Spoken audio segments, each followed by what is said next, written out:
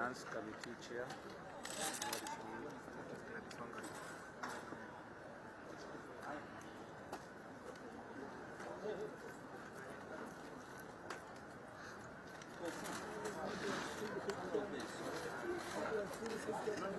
But it's square, fully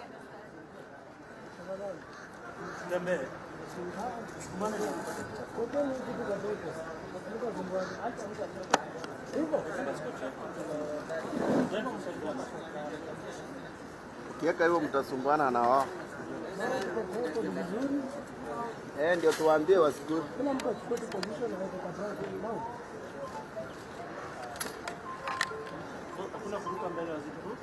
Hakuna.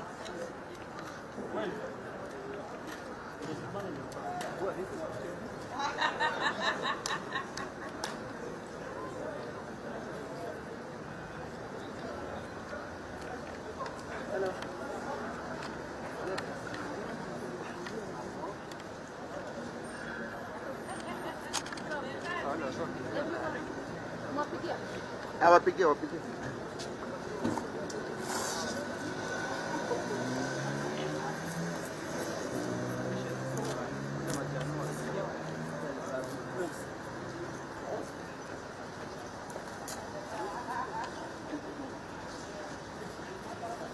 Hata nyinyi msikae mbele yake. Msikae mbele yake tafadhali.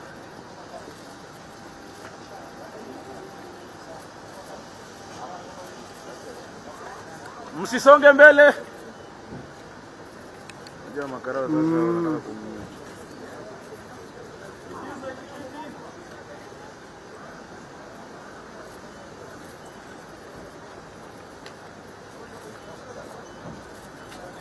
Msisonge mbele tafadhali.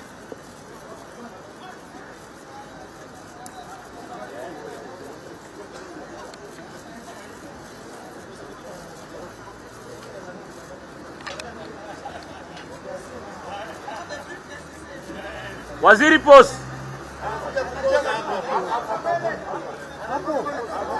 Hapo ni sawa. Hapo. Yes.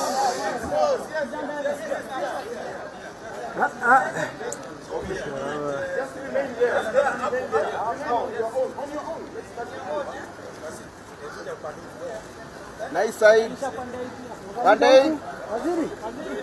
This side also. Yeah.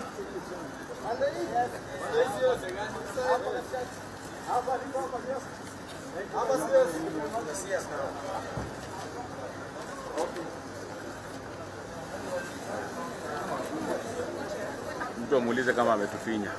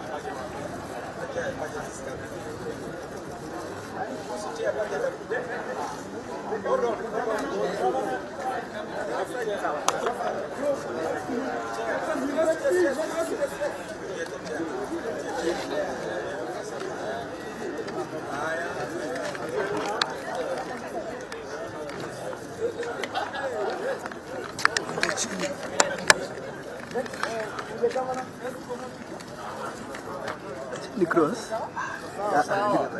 Huko na hivi. Acha ni cross.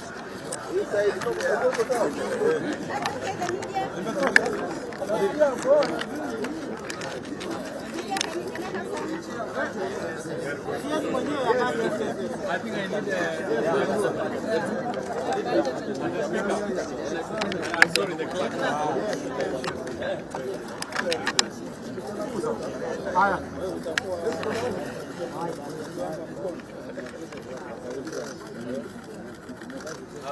Yes, yes. Can you just take the leadership of policy? Just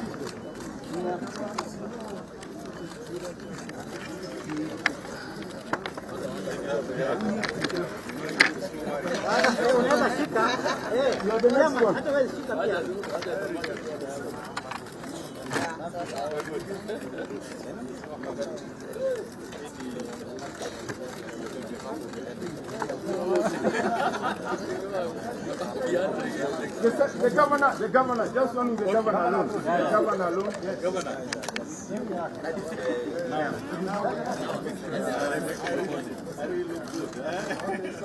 How is that? That's nice. Smile, governor. Smile.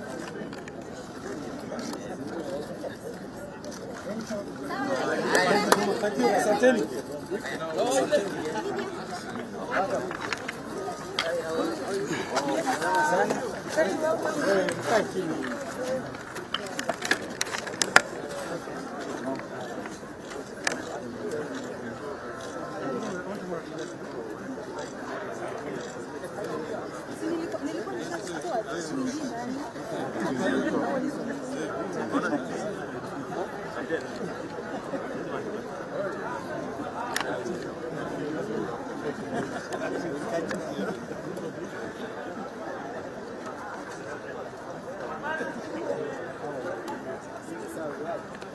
Okay, tukutaneni the other side, eh? Tukutaneni the other side. Tutokeni hiyo kwa hiyo gate.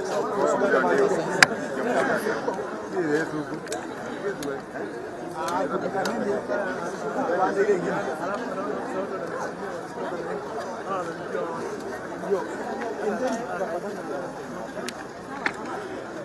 Excuse. Tunatokea hapa. Pande. Hapo hakuna way.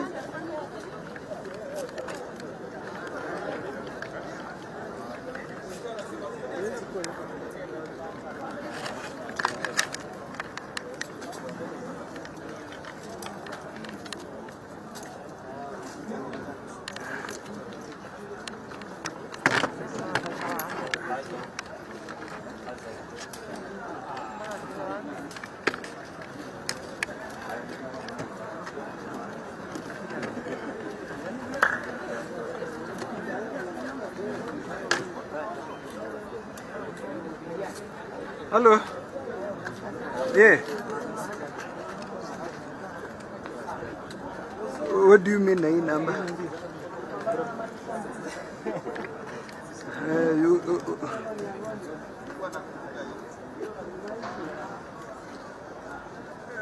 Nilikuwa na shoot. Ona vile na shoot. I wish ingekuwa rahisi mungepigia Moreithi juu alikuwa na mimi. Juu na shoot natembea, unajua kushika simu nita hata shot eh.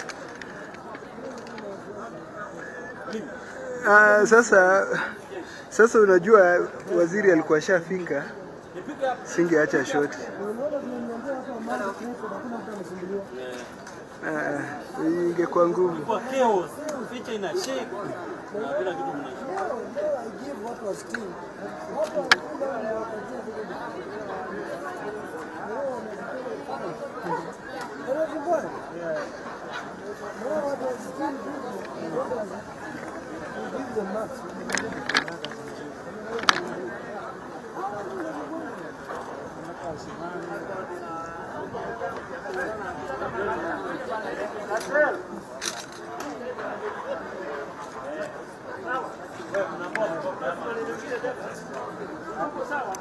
Sawa.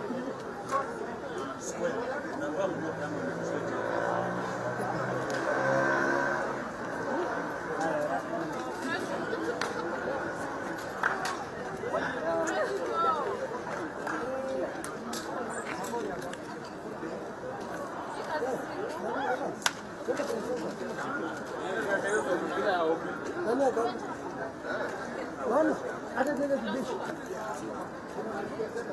Sama babu. Tukutaneni media center sala. Sawa. Mrudi hapo ndio tukuja hapo. Nani hapa? Sasa kitu bwana. Ngojea. Simwende kwa yeye.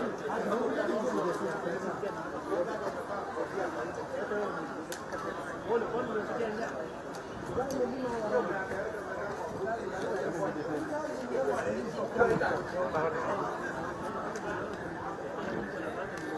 Wafanye hivi. Maliza.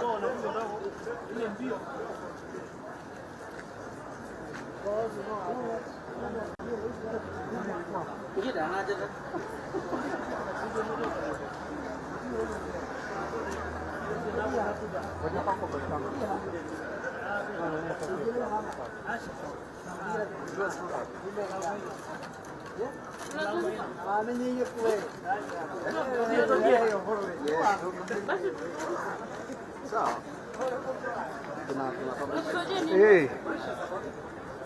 Nataka kutoka, tunatolewa hapa. Juu ameniambia tu wananichukua. Walikuwa wananiambia wananichukua, waambie mimi natoka. Haya. Kwani uende huko? Nikisema hivyo, iko mingi.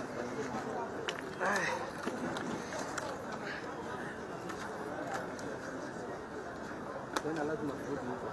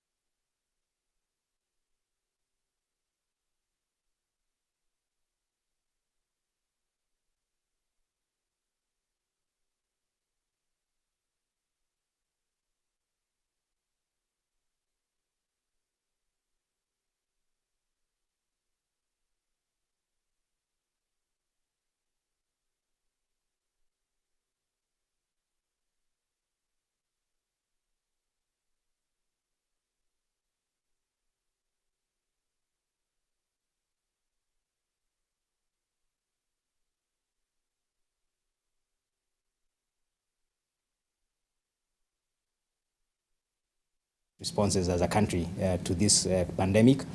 To continuing, if you look at the estimates by the Ministry of Health, they're targeting to have vaccinated all eligible adults, I think, by the end of this year. So still continuing with the process, not resting on our laurels, but certainly something to watch for in the coming days.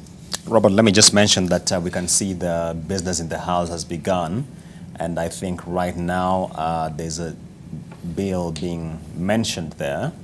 We shall, of course, be keeping an eye just to make sure that the moment Treasury Cabinet Secretary Ukur Yatani takes the floor, then we shall be taking you right through there. Churchill, your thoughts on this scaling down of the allocation for the COVID vaccine? To me, it's telling me that Kenya is now getting into that route of more or less like a herd mentality. In the sense that at some point there was aggressiveness in terms of getting people vaccinated, but then at some point it more or less slowed down. There's a bit of mass vaccination towards the second half of last year. Right now, what we're hearing even from news flow is to the effect that some of the vaccines expired and now they are becoming useless. So to me, it's that urgency from a citizenry perspective, at least to ensure that they are vaccinated, as more or less eased. People just looking at the numbers, it's not as scary as it was at some point early last year. So Kenya is now getting into the route of a herd mentality, whereby, okay, you guys probably you just learn to live with this virus. Like countries such as China and Hong Kong, whereby they have this what's called the zero policy, whereby where there's a case of 1 or 2 people being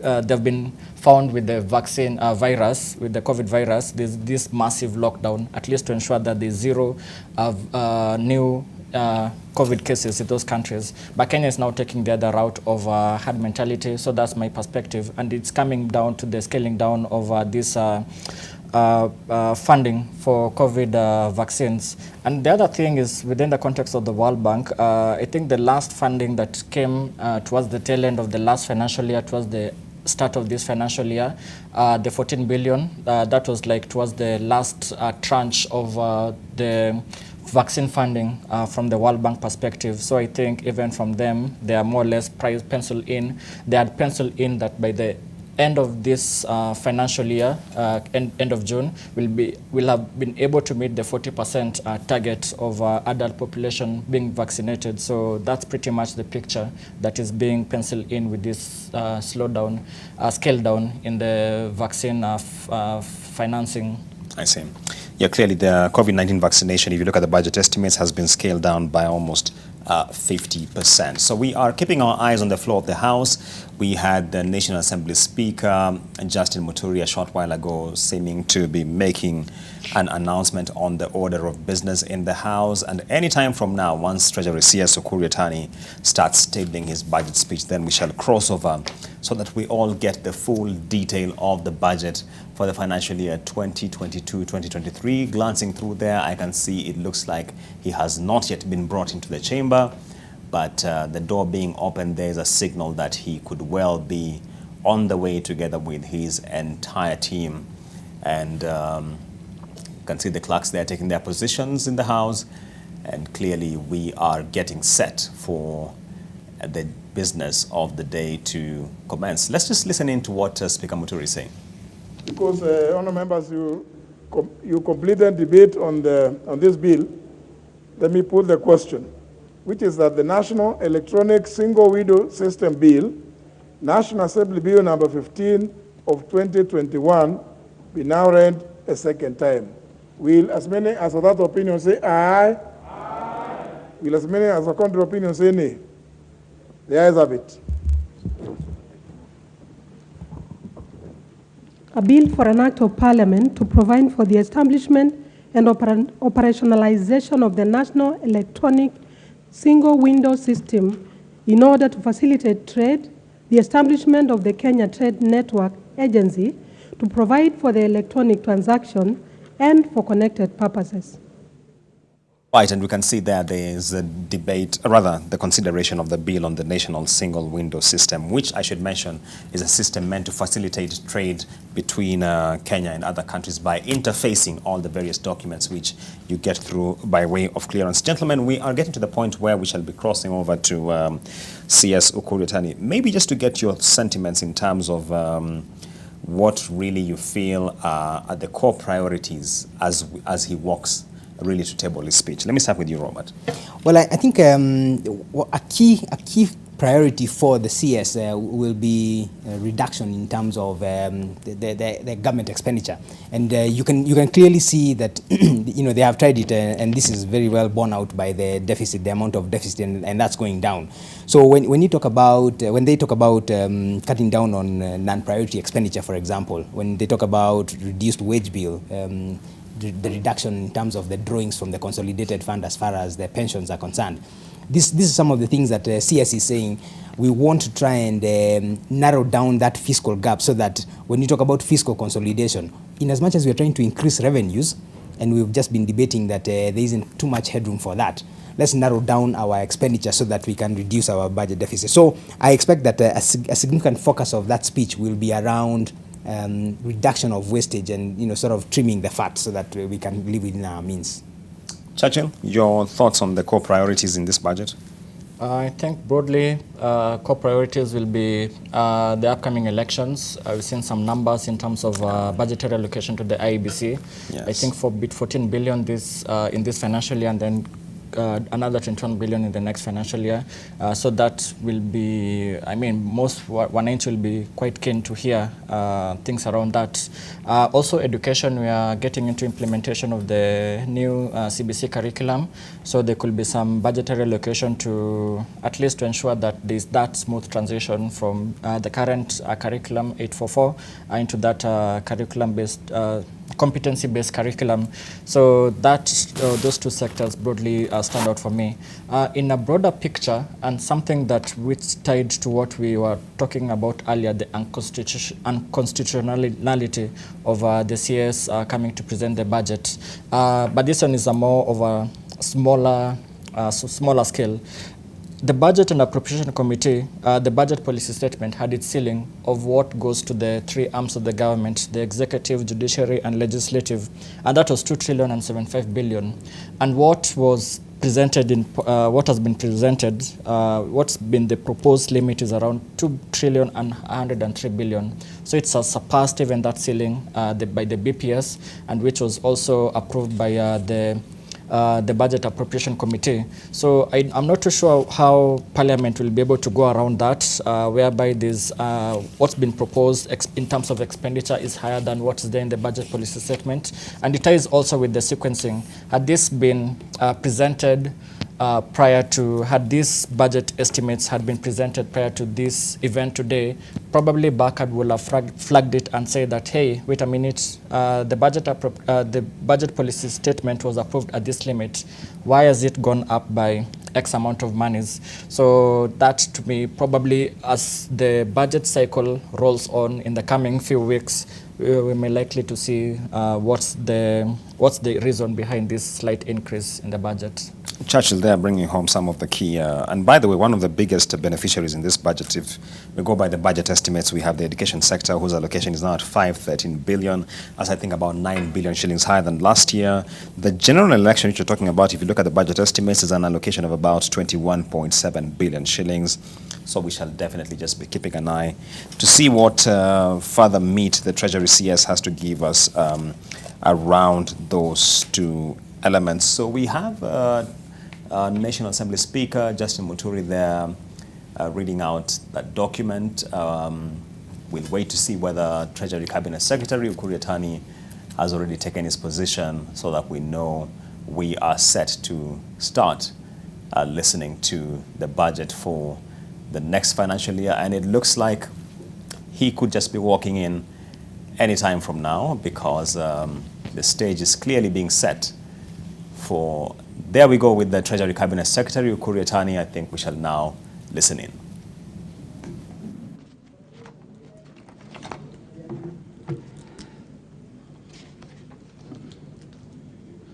Mr. Speaker, It's once again an immense privilege for me to present to this August House and the people of the Republic of Kenya the budget statement that highlights the budget policies and the revenue-raising measures for the financial year 2022-2023. The presentation of this statement is in fulfillment of the requirements of Section 40 of the Public Finance Management Act and the Standing Order Number 241 of the National Assembly. Mr. Speaker, our partner states in the East African community have agreed that Kenya can proceed with the early presentation of the budget statement this month. This aligns the budget calendar with the timelines for the general elections scheduled for August 2022. Mr. Speaker, His Excellency the President Honorable Uhuru Kenyatta took office in 2013. At that time, the country had just completed implementation of the first medium-term plan of the Kenya Vision 2030 and was on the third year of implementation of the 2010 Constitution. During the first 5 years, his administration designed and implemented an economic transformation agenda under the second medium-term plan of Vision 2030. The agenda focused on five key pillars. 1, improving the business climate by maintaining macroeconomic stability, addressing security challenges, and reducing the cost of doing business. 2, closing the infrastructure gaps. 3, promoting investment in key sectors such as manufacturing, agriculture, and tourism. 4, sharing prosperity by investing in poor programs in health, education, and social welfare. And 5, fostering the devolved system of government to enhance service delivery. Building on the progress made under the economic transformation agenda, the government initiated the Big Four agenda anchored on the third medium-term plan or the Vision 2030. The government focused on transforming the lives of Kenyans through strategic interventions on food and nutritional security, affordable housing, manufacturing for job creation, and universal health coverage. Mr. Speaker, while we celebrate the remarkable achievements from the past investments in the priority programs under the economic transformation agenda and the Big Four, the country continues to grapple with various social, economic, and environmental challenges. In preparing this year's budget, we extensively consulted Kenyans. The insights, comments, and suggestions have informed the priorities laid in this budget. Key among the concerns: 1, the high cost of living; 2, high level of unemployment among the youth; 3, income inequality; and 4, public debt burden. Mr. Speaker, we have noted that most of the concerns raised by Kenyans were associated with the negative effects of COVID-19 pandemic. In response, the government developed and implemented appropriate economic policies and rolled out targeted programs that cushion the citizens and businesses from the adverse effects of the pandemic. Building on the progress realized, we have outlined policies in this budget that are geared towards returning the economy back on a more sustainable growth path for improved livelihoods. In pursuit of this, we have therefore chosen this year's budget theme as accelerating economic recovery for improved livelihoods. The government will implement economic policies and undertake structural reforms geared towards improving the welfare of Kenyans. This includes aligning and accelerating implementation of the Big Four agenda and the third economic stimulus program for sustainable growth. Mr. Speaker, conscious of the constrained fiscal space, we intend to implement these policy measures within a sustainable fiscal framework. Indeed, we have moderated our spending levels, targets, and ensured cautious revenue projections. We have reprioritized public spending towards proper expenditures in health, education, and supporting the vulnerable segments of the population. In addition, we are leveraging on the public-private partnership to fund projects, support the private sector, and narrow fiscal deficit. Mr. Speaker, the next section of my statement will give highlights of the economic policy context, policy priorities of the government, and the strategy for accelerated economic recovery. I will later provide highlights of the fiscal framework underpinning this budget, spending priorities, and the proposed tax policy measures. Mr. Speaker, this year's budget has been prepared against a backdrop of a moderate global growth of 4.4% from a recovery of 5.9% in 2021. The global economy contracted by 3.1% in 2020 following the outbreak of COVID-19 pandemic. However, there are risks to this growth outlook, largely from possible emergence of COVID-19 pandemic and the ongoing conflict in Eastern Europe. Mr. Speaker, Kenya's economy demonstrated remarkable resilience to the COVID-19 shock in 2020 and staged a strong recovery in 2021. Following the easing of the COVID-19 restrictions, reopening of the economy, as well as targeted stimulus intervention by government, the economy registered strong recovery of 9.9% in the third quarter of 2021. Overall, the economy is estimated to have expanded by 7.6% in 2021, a much stronger level from contraction of 0.3% in 2020. In 2022, the economy is projected to stabilize at 6%, supported by recovery in agriculture, industry, and service sectors.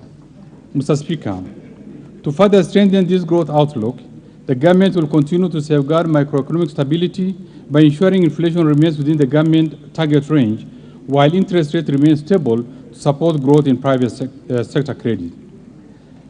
The foreign exchange market is largely expected to remain stable, with foreign exchange reserves providing buffers against shocks in the foreign exchange markets.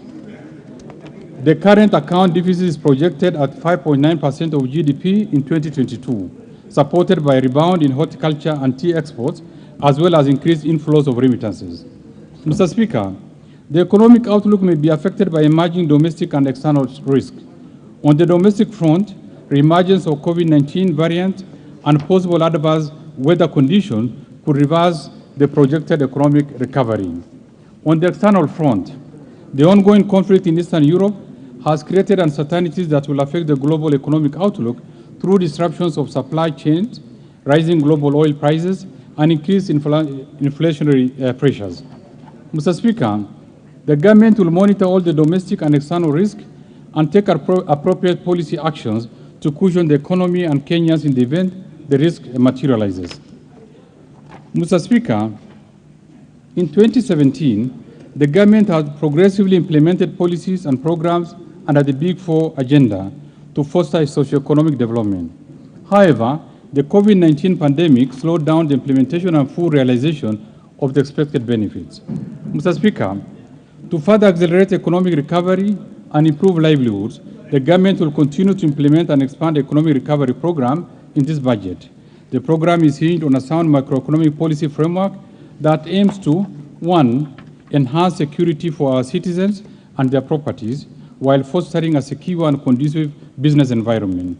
2, scale up development of critical infrastructure in roads, rail, energy, and water sectors. This will ease movements of people and goods, reduce the cost of doing business, enhance access to social amenities, and promote Kenya's competitiveness.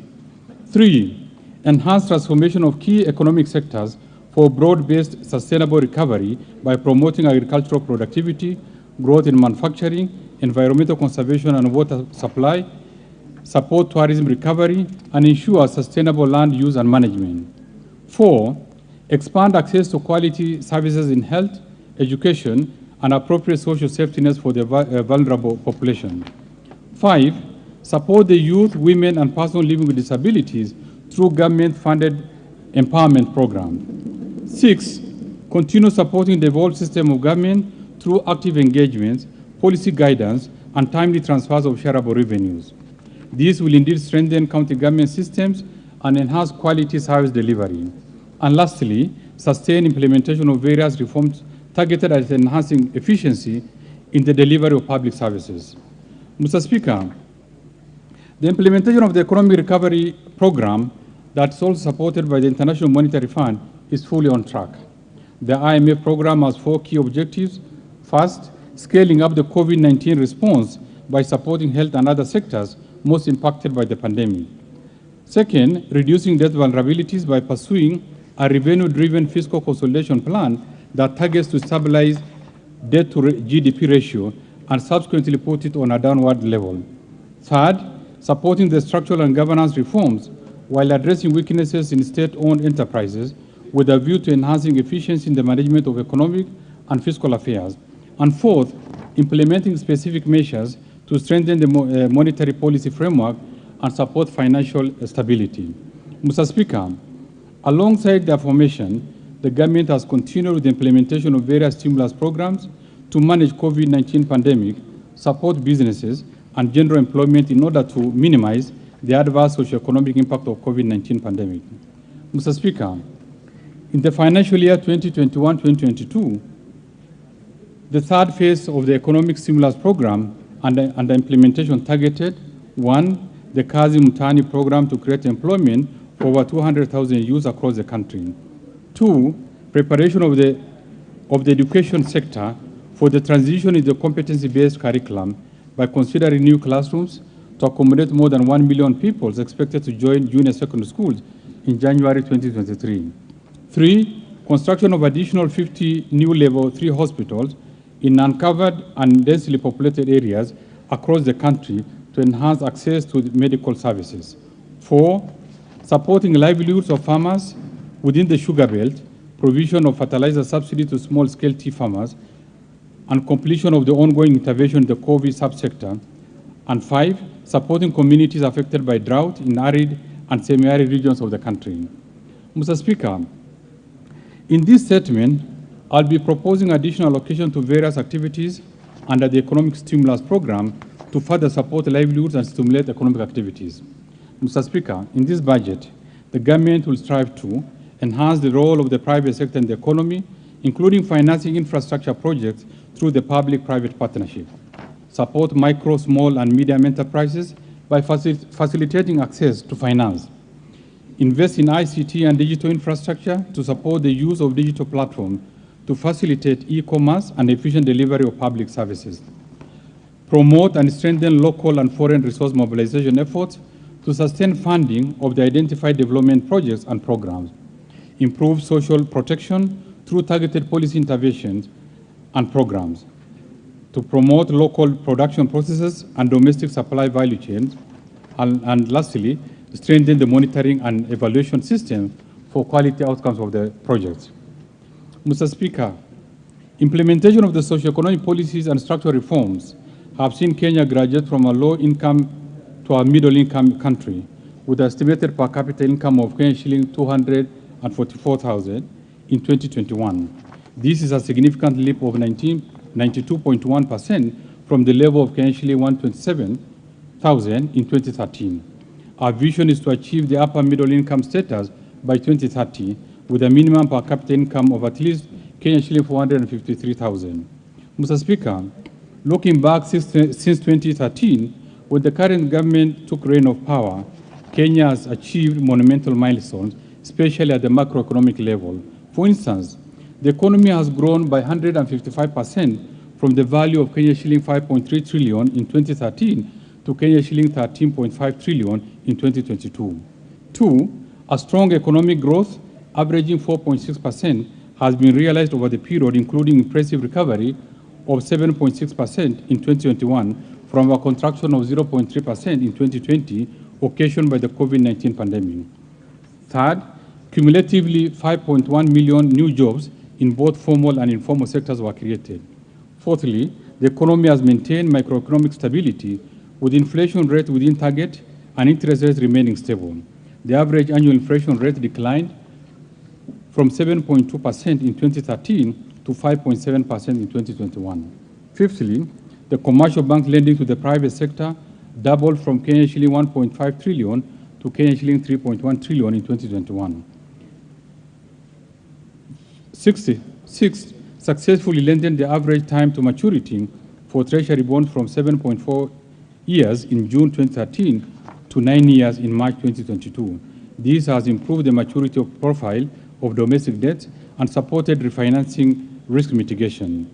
Seventh, the foreign exchange market has remained stable, with the official foreign exchange reserves increasing from US $6.5 billion or 4.4 months of import cover to US $9.5 billion or 5.6 months of import cover in 2021. The current account deficit improved by dropping from 7.7% of GDP in 2013 to 4.9% of GDP in 2021, effectively supporting the stability of the foreign exchange market.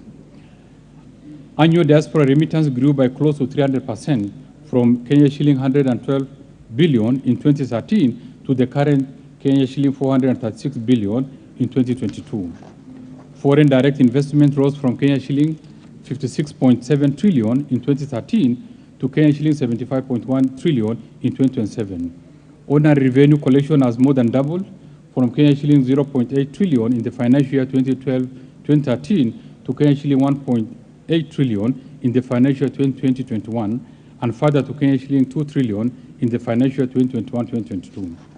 The poverty prevalence rate declined from 36.1% in 2013 to 33.6% in 2019. Mr. Speaker, the ongoing police reforms aimed at protecting lives and enhancing general security of the citizens have significantly improved the ratio of police to citizen, from 1 policeman to 1,000 citizens in 2012 to the current 1 policeman to 462 citizens. With regard to the infrastructure, Mr. Speaker, the government has constructed an additional 10,500 kilometers of tarmac roads spread across the 47 counties, facilitating efficient movement of people and goods, thereby rapidly stimulating economic activities. Mr. Speaker, the completion of the standard gauge railway has not only eased movement of passengers during the period, but also led to the transportation of 17.6 million tons of cargo between 2018 and 2021. During this period, over 6.5 million passengers have used the standard gauge railway. This has had positive effects on the economy, including creation of jobs. Mr. Speaker, within the same period, the government tripled power generation from 1,300 megawatts to the current 3,900 megawatts. Of these, 73% is from green source, thus consolidating Kenya's leading generation of green energy in Africa. This has significantly increased the number of households connected to electricity to more than 8.3 million today, compared to 2.3 million in 2013. Mr. Speaker, the international oil prices have been rapidly rising for close to a year without any sign of easing. Conscious of the adverse impact of the high oil prices on all sectors of the economy, the government has taken deliberate steps to subsidize palm prices through the Petroleum Development Levy Fund. This action has stabilized palm prices and consequently prices of goods and services. The government remains committed to provide adequate resources to mitigate the rising cost of fuel. Mr. Speaker, in its pursuit to increase productivity while staying on the economic transformation trajectory, the government has sustained the pace of investment in all sectors. The agricultural sector remains the largest contributor to our GDP and priority under the Big Four agenda on food and nutrition security. The government has continued to support large-scale production of staple food, expanded irrigation schemes, increased access to agricultural inputs, and supported smallholder farmers to sustainably produce and market various commodities. In addition, the government introduced the warehouse receipt system to reduce post-harvest losses. Mr. Speaker, the price of fertilizer has more than doubled in the last 1 year and is still rising. To safeguard food security in the country, the government has allocated Kenya shilling 3 billion to subsidize farmers during the current planting season. We propose to allocate a further Kenya shilling 2.7 billion in the financial 2022-2023 to cushion the farmers while sustaining food production. Mr. Speaker, to strengthen land and property ownership, the government has issued over 5.3 million title deeds over the last 8 years. The government has also fully digitized land records in Nairobi Registry under the National Land Information Management System, referred to Ardhi Sasa program, to improve accessibility of land records and lowering the cost of land transaction. Mr. Speaker, Kenya's emergent oceans and blue economy will remain a key growth engine for the country. In the last 5 years, the country has heavily invested in measures to expand marine fisheries, grow marine transport and logistics, and establishing Kenya as a source of quality and cost-effective labor. These measures have resulted in the opening of the Lamu port, reopening of the port of Kisumu, establishment of the nascent shipyards at the port of Mombasa and Kisumu, revival of the Kenya National Shipping Line, construction of an ultra-modern tuna fish hub at Liwatoni in Mombasa, among others. Mr. Speaker, with the proposed interventions, the sector is on course to be among the top 5 key contributors to the Kenyan economy and a game-changer in enhancement of the socio-economic fortunes of the Kenyans living next to our marine resources. Mr. Speaker, prior to the COVID-19 pandemic, the government strategy to revive tourism sector has yielded positive results. The earnings from the sector had increased by 74% from Kenya shilling 94 billion in 2013 to Kenya shilling 163.6 billion in 2019. Tourist arrivals had also increased from 1.5 million to 2 million during the same period. In 2020, these numbers significantly declined due to the adverse effects of COVID-19 pandemic. Mr. Speaker, in the health sector, hospital bed capacity increased from 56,069 in 2013 to 82,291 in 2020. This increase attributed to over 1,912 new hospitals constructed across the country by the National and County government. Further, the introduction of free maternal health care program, dubbed Linda Mama, initiated in 2016, has led to the decline of maternal mortality rate by 26%. This program, alongside the Beyond Zero campaign led by the First Lady, has significantly contributed to the improvement of maternal health care in the country. Mr. Speaker, to address the growing cancer burden over the last decade, the government has formulated appropriate policies and allocated sufficient resources to guide the delivery of cancer testing and treatment services. Some of these interventions include: 1, establishment of the National Cancer Institute as an overall coordinating agency; 2, construction and equipment of comprehensive cancer centers at Kenyatta National Hospital in Mombasa, Nakuru, and Garissa counties; and 3, support to 10 county referral hospitals to operationalize chemotherapy clinics. Mr. Speaker, to address the quality of education in the country, the government has rolled out radical reforms in the sector that have significantly improved the quality of education in the country. For instance, the investment in the sector has seen the number of primary schools increase from 26,549 to 32,437, and secondary schools from 7,174 to 10,413 between 2012 and 2020. The number of technical and vocational education training institutions also increased from 701 to 2,301 during the same period. As a measure of unprecedented success, transition rate from the primary secondary schools moved from 64.5% in 2012 to the current 100%. In addition, under the radical competence-based curriculum, the plan for the first group to join junior secondary schools in January 2013 is well on course. Mr. Speaker, following the sustained investment in human capital development, Kenya was impressively ranked position 3 in sub-Saharan African region with a human capital index of 0.55 in the year 2020. Mr. Speaker, from 2013 to 2021, the government disbursed Kenya shilling 151.6 billion through the Inua Jamii program support over 1.2 million vulnerable persons, among them orphans, the elderly, and persons living with severe disabilities.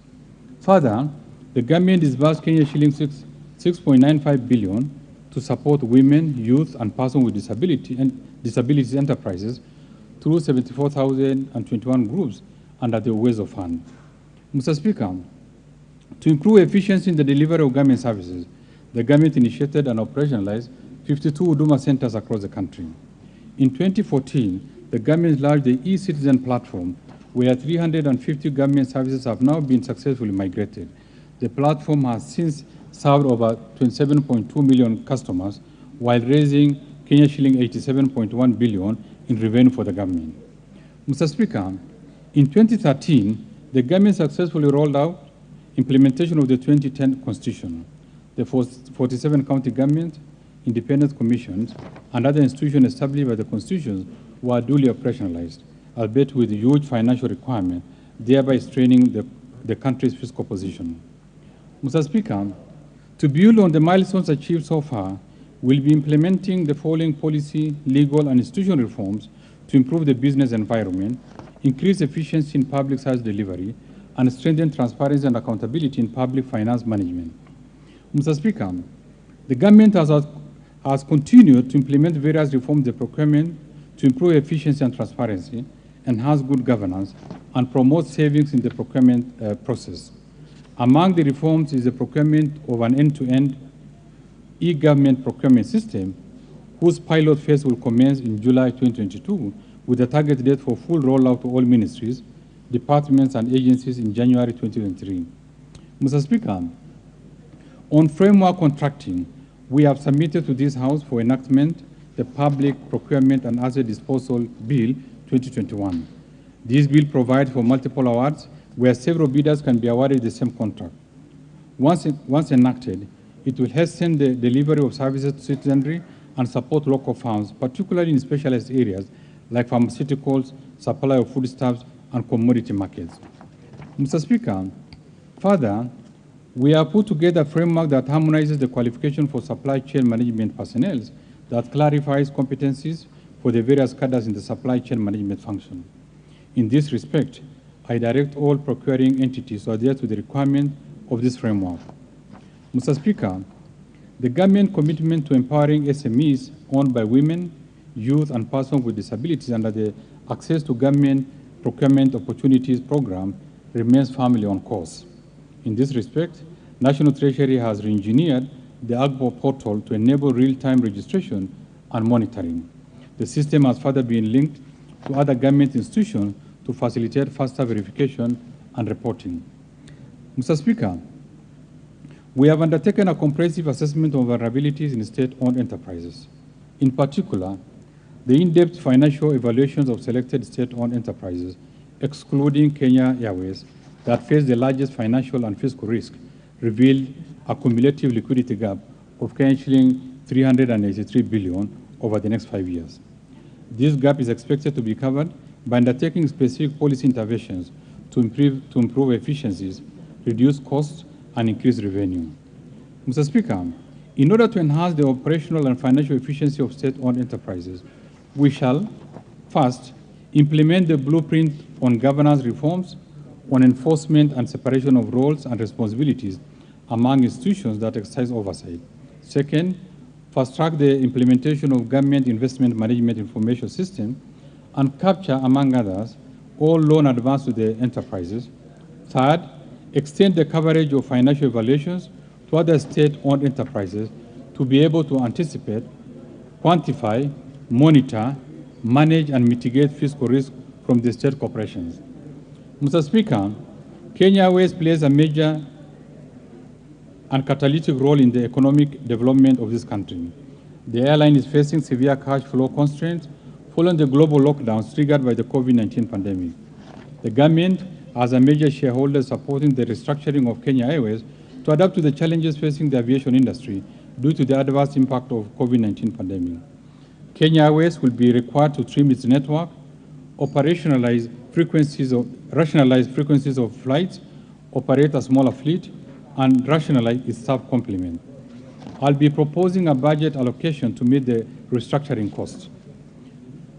Mr. Speaker, the government will continue to support Kenya Power and Lighting Company to increase its efficiency while sustaining systematic reduction in tariff to electricity users. The recent 15% tariff reduction by the government has not only brought immediate relief to the consumers, but also led to the realization of broad benefits, including reductions of prices of goods by manufacturers. Mr. Speaker, the Kenyan banking sector is stable and has shown great resilience with strong capital and liquidity buffers built on reforms initiated by the Central Bank of Kenya. A clear demonstration of resilience and recovery of the banking sector from the adverse effects of COVID-19 pandemic was strong capital adequacy and liquidity ratios. As at the end of December 2021, capital adequacy ratio was 19.6%, which was above the minimum requirement of 14.5%, while liquidity ratio was 56.2%, which is also above the 20% requirement. The sector has continued with its transformation journey under the Kenya Banking Sector Charter issued in 2019 by the Central Bank of Kenya.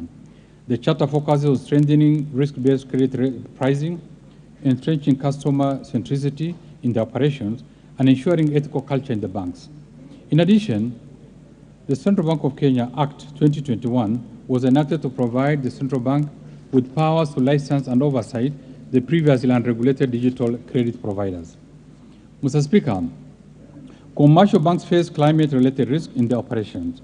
In this regard, the CBK issued a detailed guidelines on climate-related risk management to all commercial banks in October 2021. The banks are now required to integrate climate-related risk into the overall risk management framework. Mr. Speaker, the FinAccess Survey 2021 conducted in the 47 counties revealed that access to formal financial services improved from 82.9% in 2019 to 83.7% in 2021. The increase of 0.8% access through the formal channels was attributed to the progress made by Kenya to expand financial access through various channels, including mobile money financial platforms. Access through the informal channels, on the other hand, reduced from 6.1% to 4.7%, while the excluded population increased slightly from 11% to 11.6% during the same period. Mr. Speaker, over the last 15 years, an elaborate financial service ecosystem in Kenya has evolved from an initial basic money transfer innovation. In this period, access to financial services has increased from 26% of adults in 2006 to the current 83%. Further, the government has rolled out mobile money, strengthened real-time gross settlement system, and established a regional payment system at both the East African Community and COMESA region. In order to strengthen the national payment system, Mr. Speaker, the Central Bank of Kenya in February 2022 launched the National Payment Strategy 2022-2025, which seeks to realize a faster, secure, efficient, and collaborative payment system that supports financial inclusion and innovation, while reinforcing the emergence of 24-hour economy. Mr. Speaker, in order to attract increased financing and investment in Kenya, the Nairobi International Financial System Authority has put in place the required operating framework and regulations.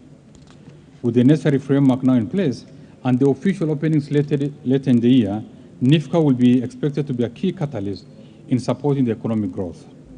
Mr. Speaker, the Kenya Mortgage Refinance Company continues to play a leading role in the delivery of affordable housing in Kenya.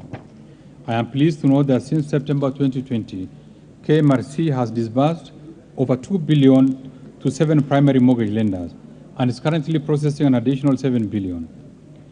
To provide a sustainable source of funding and to complement the existing credit lines, the company whose bond was recently listed at the Nairobi Security Exchange successfully issued its first corporate bond of Kenya shilling 1.4 billion under the medium-term note program of Kenya shilling 10.5 billion. Mr. Speaker, since the launch of the Credit Guarantee Scheme in December 2020, total loans extended to micro, small, and medium enterprises under this scheme had surpassed Kenya shilling 2.2 billion by December 2021. This has expanded access to affordable credit to micro, small, and medium enterprises to 45 counties across 11 different sectors of the economy. To enhance coverage of the scheme, additional participating financial intermediaries will be brought on board. Further, the government will seek support of development partners to increase the scheme's capital from the current Kenya shilling 4 billion to Kenya shilling 10 billion over the medium term. Mr. Speaker, to deepen capital markets, the government is undertaking a review of the legal and regulatory framework to address emerging issues in the capital market space. These include, among others, aspects on collective investment schemes and investment-based crowdfunding. In addition, the government is installing a new central security depository system at the Central Bank of Kenya to support planned reforms in the secondary trading of government bonds. Mr. Speaker, to enable more investment advisors offer investment advisory services, I propose to amend the Capital Markets Act to expand the spectrum of persons who can act as investment advisors. This will allow single director companies and partnerships to be licensed as investment advisors. Mr. Speaker, the payroll of the public service pension continues to grow and had more than 300,000 pensioners and dependents as of December 2021. The National Treasury will roll out the much-awaited re-engineered pension management system in the course of the financial year. The system will offer an end-to-end enterprise resource planning solution in the management and processing of pension benefits. Mr. Speaker, the Public Service Superannuation Scheme that was operationalized in January 2021 has attracted more than 352,000 members with a current fund value of shilling 27 billion. The scheme is eventually expected to ease pressure on the pension wage bill while guaranteeing sustainability of public service pension.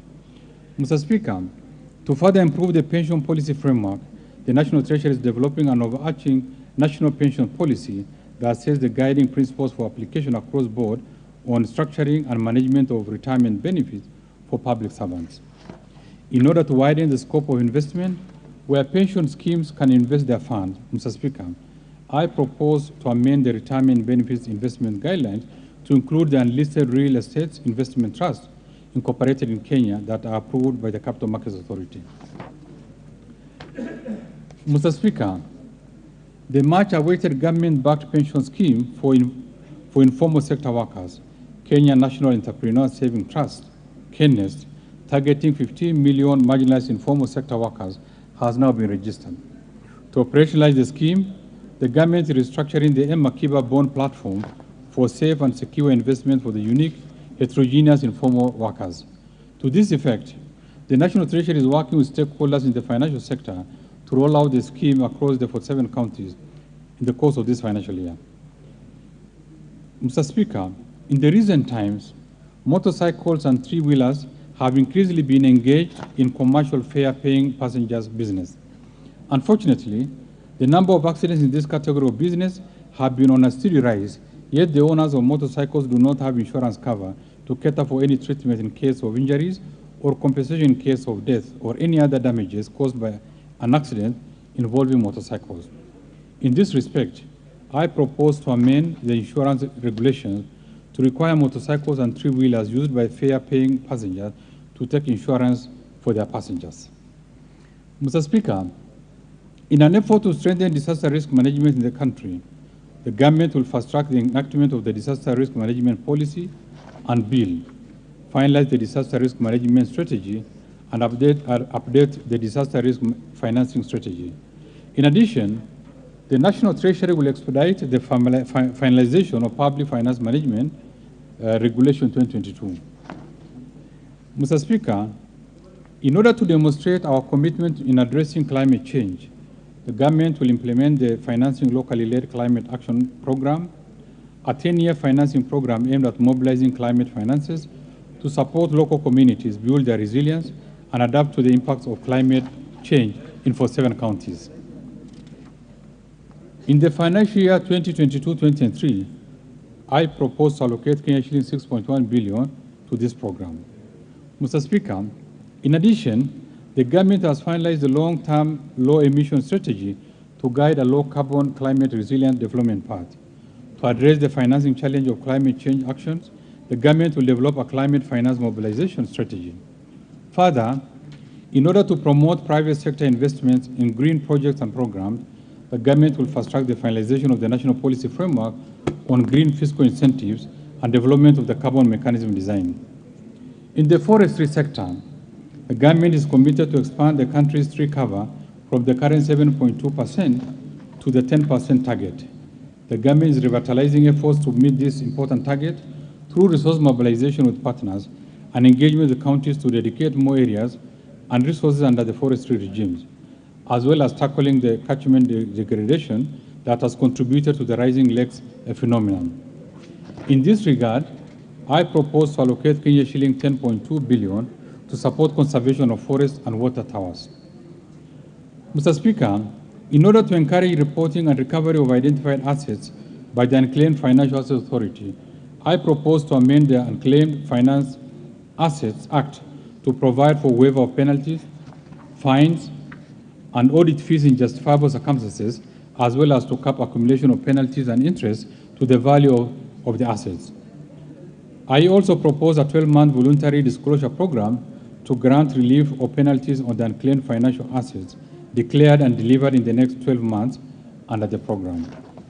Mr. Speaker, Article 173 of our Constitution established a judiciary fund, which will be administered by the Chief Registrar in meeting the administrative expenses of the judiciary.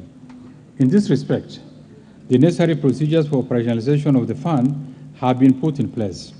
In particular, the following have so far been achieved. 1, the Judiciary Fund Act and regulations have been enacted. 2, the bank accounts for the fund have been opened at the Central Bank of Kenya. 3, an appropriate budget for judiciary in the financial year 2022-2023 has been created. And 4, if means has been enhanced to accommodate judiciary fund operation. This fund will be fully operational with effect from 1st July 2022. Mr. Speaker, the fiscal policy supporting the budget for the financial year 2022-23 and also the medium term is designed to accelerate economic recovery for improved livelihood for Kenyans.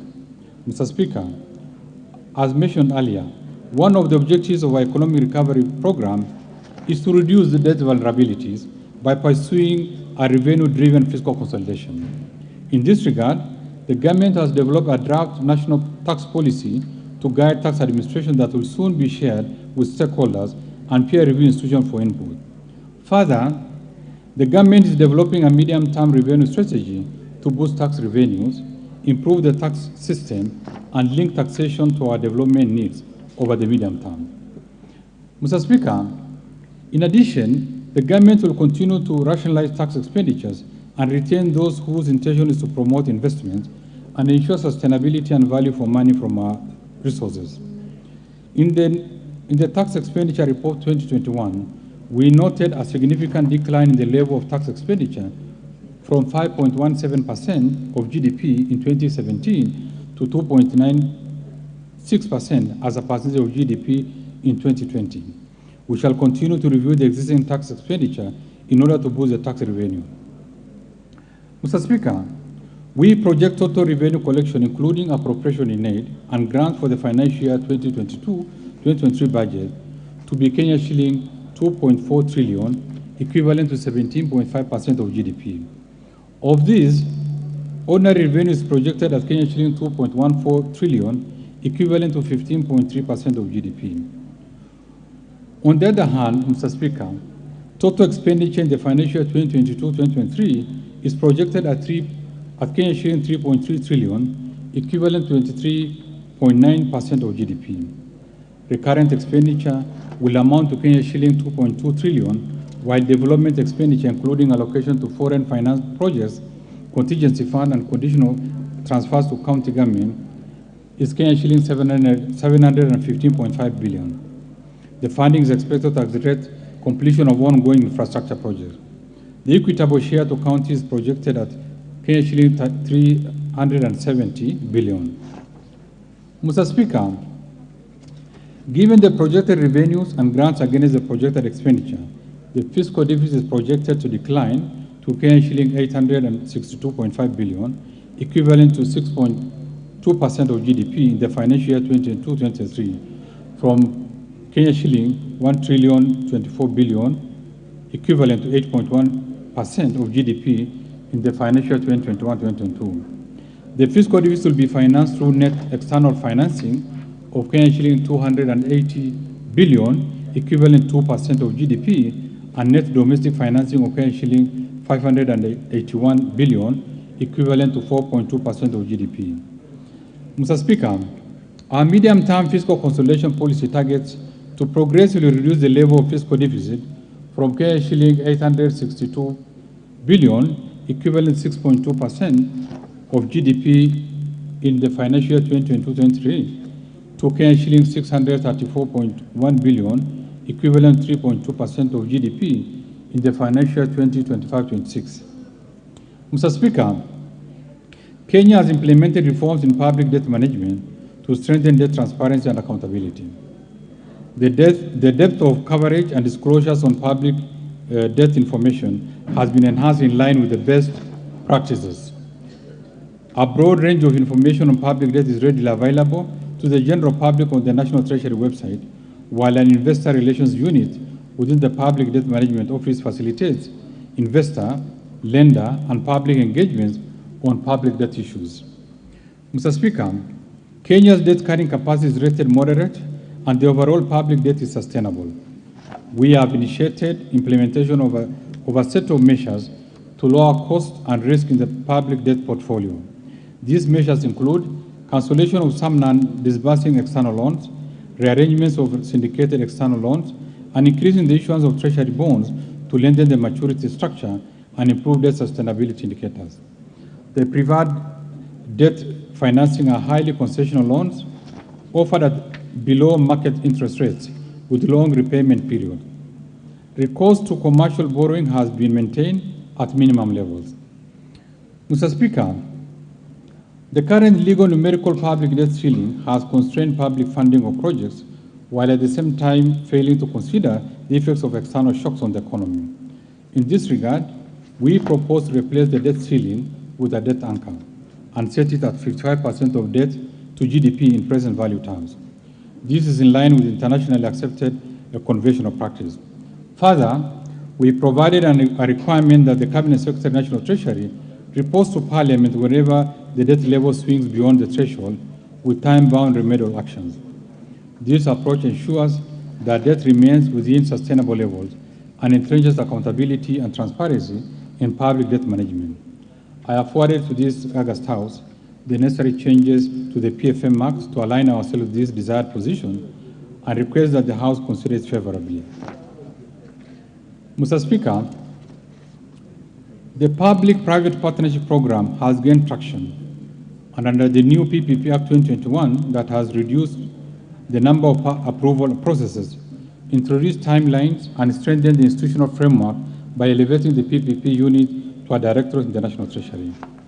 So far, the government has achieved closure on a number of projects, of which a key one seeks to deliver over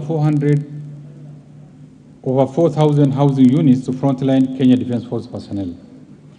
Mr. Speaker, to ensure projects with the highest socioeconomic returns are selected and implemented, we are putting in place a joint public investment management and public-private partnership planning framework and strengthening the coordination between the Public Debt Management Office and the Public-Private Partnership Directorate for effective control of fiscal exposure, as envisioned in the new PPP Act 2021. Further, the government will fully operationalize the Public-Private Partnership Project Facilitation Fund to support activities of the PPP Directorate and those of the contracting authorities in preparation phase of a project during the tendering process and project appraisal.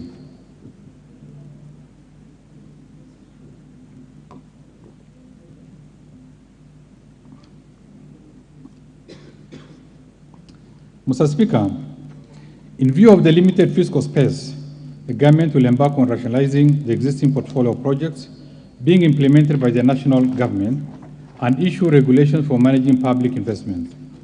The government has developed the Public Investment Management Information System, which is expected to be a repository of all projects implemented by the national and county governments. Mr. Speaker, let me now turn to the highlights of the government's spending priorities in the coming financial year. In light of the revenue challenges and significant expenditure demands, spending in the financial 2022-2023 will focus on supporting economic recovery and the Big Four agenda to ensure the highest impact on the well-being of Kenyans. The proposed total program spending for the financial year 2022-2023 amounts to Kenya shilling 3.3 trillion. Mr. Speaker, as I mentioned earlier, the government is implementing the third economic stimulus program of Kenya shilling 30.1 billion to accelerate the pace of economic growth and sustain the gains realized so far. To further enhance the ongoing interventions, I propose a total of Kenya shilling 20.6 billion in this budget support implementation of various activities. Mr. Speaker, out of this, Kenya shilling 2.1 billion is for the youth empowerment and employment creation under the Kazi Mtaani program, Kenya shilling 8.2 billion for improving educational outcomes, Kenya shilling 1.3 billion for improving health outcomes, Kenya shilling 5.8 billion for improving environment, water and sanitation facilities, Kenya shilling 1.5 billion for fertilizer subsidy, and Kenya shilling 1.6 billion for enhancing liquidity to business. Mr. Speaker, to support implementation of the projects and programs under the Big Four agenda, I have proposed a total of Kenya shilling 146.8 billion. Mr. Speaker, we have continued to strengthen our healthcare systems in our quest for universal health coverage. Better health outcomes depend on the availability, accessibility, and capacity of health workers to deliver quality services anchored on well-equipped and provisioned healthcare facilities. Towards this end, the government has implemented various initiatives laying ground for achieving the goal of 100% health insurance coverage. Key among these initiatives include the free maternity program dubbed Linda Mama, which currently benefits over 1 million mothers annually, increasing the total number of health workers in the public and private sector, investment in the health infrastructure, and development of a digital health platform to support effective monitoring of the health sector. In addition, the government enacted the NHIF Amendment Act, which provides for the establishment of a centralized healthcare provider management system to ensure efficient management and payment of claims, as well as data collection. Mr. Speaker, to further enhance realization of the universal health coverage, I propose to allocate Kenya shilling 146.8 billion to the healthcare sector to support the various programs aimed at improving healthcare outcomes. Of this amount, Kenya shilling 62.3 billion will fund activities and programs for the attainment of universal health coverage. Specific allocation for various activities and programs include Kenya shilling 7 billion for purchase of COVID vaccines and related expenditure, Kenya shilling 4.1 billion for free maternity health care, Kenya shilling 5.2 billion for the managed equipment services, as well as Kenya shilling 1.8 billion to provide medical cover for the elderly and severely disabled persons in our society. Mr. Speaker, to lower cases of HIV/AIDS, malaria and tuberculosis in the country, Kenya shilling 16.2 billion has been recommended for the purpose. To enhance vaccines and immunization program, I propose an allocation of Kenya shilling 5.2 billion. Mr. Speaker, to further improve health service delivery, Kenya shilling 18.1 billion has been proposed for the Kenyatta National Hospital, Kenya shilling 11.7 billion for the Moi Teaching and Referral Hospital, Kenya shilling 7.7 billion for the Kenya Medical Training Center, Kenya shilling 2.9 billion for the Kenya Medical Research Institute, Kenya shilling 1.1 billion for the construction of Kenya National Hospital Burns and Pediatric Center, Kenya shilling 1.2 billion for procurement of family planning and reproductive healthcare communities, Kenya shilling 300 million for procurement of cyberknife radiotherapy equipment, Kenya shilling 1.3 billion for the construction of cancer center at Kisii Level 5 Hospital, and Kenya shilling 619 million for the procurement of equipment at the National Blood Transfusion Services. Mr. Speaker, in 2013, the government embarked on a plan to provide decent and affordable houses for Kenyans. This was envisaged to create additional jobs, provide market for manufacturers as well as suppliers, and raise the contribution of real estate and construction sector to GDP. To achieve this, government has been implementing policy and administrative reforms targeted at lowering the cost of construction and improving access to finance for affordable housing. The government has also mobilized resources to support construction of affordable housing units and social housing units. Building on the gains and to ensure success of this initiative, I have proposed an allocation of Kenya shilling 27.7 billion for the affordable housing program. The proposed allocation includes Kenya shilling 4.6 billion to Kenya Mortgage Refinance Company for enhancement of the company's capital, as well as for on-lending to primary mortgage lenders, Kenya shilling 8.7 billion for construction of affordable housing units, as well as Kenya shilling 1.2 billion for construction of social housing units. Mr. Speaker, to support the Nairobi Metropolitan Services in reversing urban indignity in Nairobi County, Kenya shilling 200 million has been recommended for the Nairobi Metropolitan Services Improvement Project, and Kenya shilling 118.7 million for construction of footbridges. Other key allocations to the housing, urban development, and public works sector include Kenya shilling 5.9 billion for the Kenya Informal Settlement Development Project 2, Kenya shilling 700 million for construction of markets, Kenya shilling 1 billion for maintenance of government pool houses, Kenya shilling 1.1 billion for the construction of housing unit for the National Police and Kenya Prison, Kenya shilling 700 million for the Kenya Urban Program. In addition, Mr. Speaker, I have proposed an allocation of Kenya shilling 1.2 billion to support the Nairobi Bus Rapid Transport Project to offer an efficient and time-saving public transport. Mr. Speaker, implementation of the appropriate policies coupled with enhanced investments in the manufacturing sector has created a conducive business environment to support and protect local industries, generation of jobs, and improve livelihoods. Mr. Speaker, To further promote local industries, I have proposed an allocation of Kenya shilling 10.1 billion under the various implementing ministries, departments and agencies. Out of these, Kenya shilling 1 billion will go to the credit guarantee scheme to enhance access to affordable credit by micro, small and medium enterprises in the manufacturing sector. And Kenya shilling 626 million for provision of finances to micro, small and medium enterprises through the Kenya Industrial Estate. In addition, Mr. Speaker, I have proposed Kenya shilling 2.6 billion for Dongokundu Special Economic Zone, Kenya shilling 295 million for the development of the Special Economic Zone, Textile Park in Naivasha, Kenani Leather Industry Park, and at the River Textile Hub, Kenya shilling 50 million for the Freeport and Industrial Park Special Economic Zone in Mombasa. Other proposed allocations include Kenya shilling 410.4 million for the modernization of Rivertex and Kenya shilling 3 billion for supporting access to finance and enterprise recovery.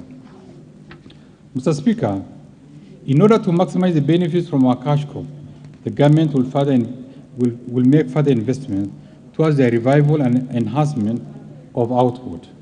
In this respect, Mr. Speaker, I propose an allocation of Kenya shilling 212.1 million for modernization of cooperative cotton ginneries and a further Kenya shilling 250 million for cotton industry revitalization. Mr. Speaker, to equip our youth with essential training and internship opportunities, I have proposed an allocation of Kenya shilling 1.3 billion for the Kenya Industrial and Entrepreneurship Project, Kenya shilling 2.1 billion for the Kenya Youth Employment and Opportunities Project, Kenya shilling 500 million for industrial research laboratories, Kenya shilling 200 million for constituency industrial development centers. Mr. Speaker, as part of the Big Four agenda, the government is implementing measures and interventions to achieve food and nutrition security for all Kenyans.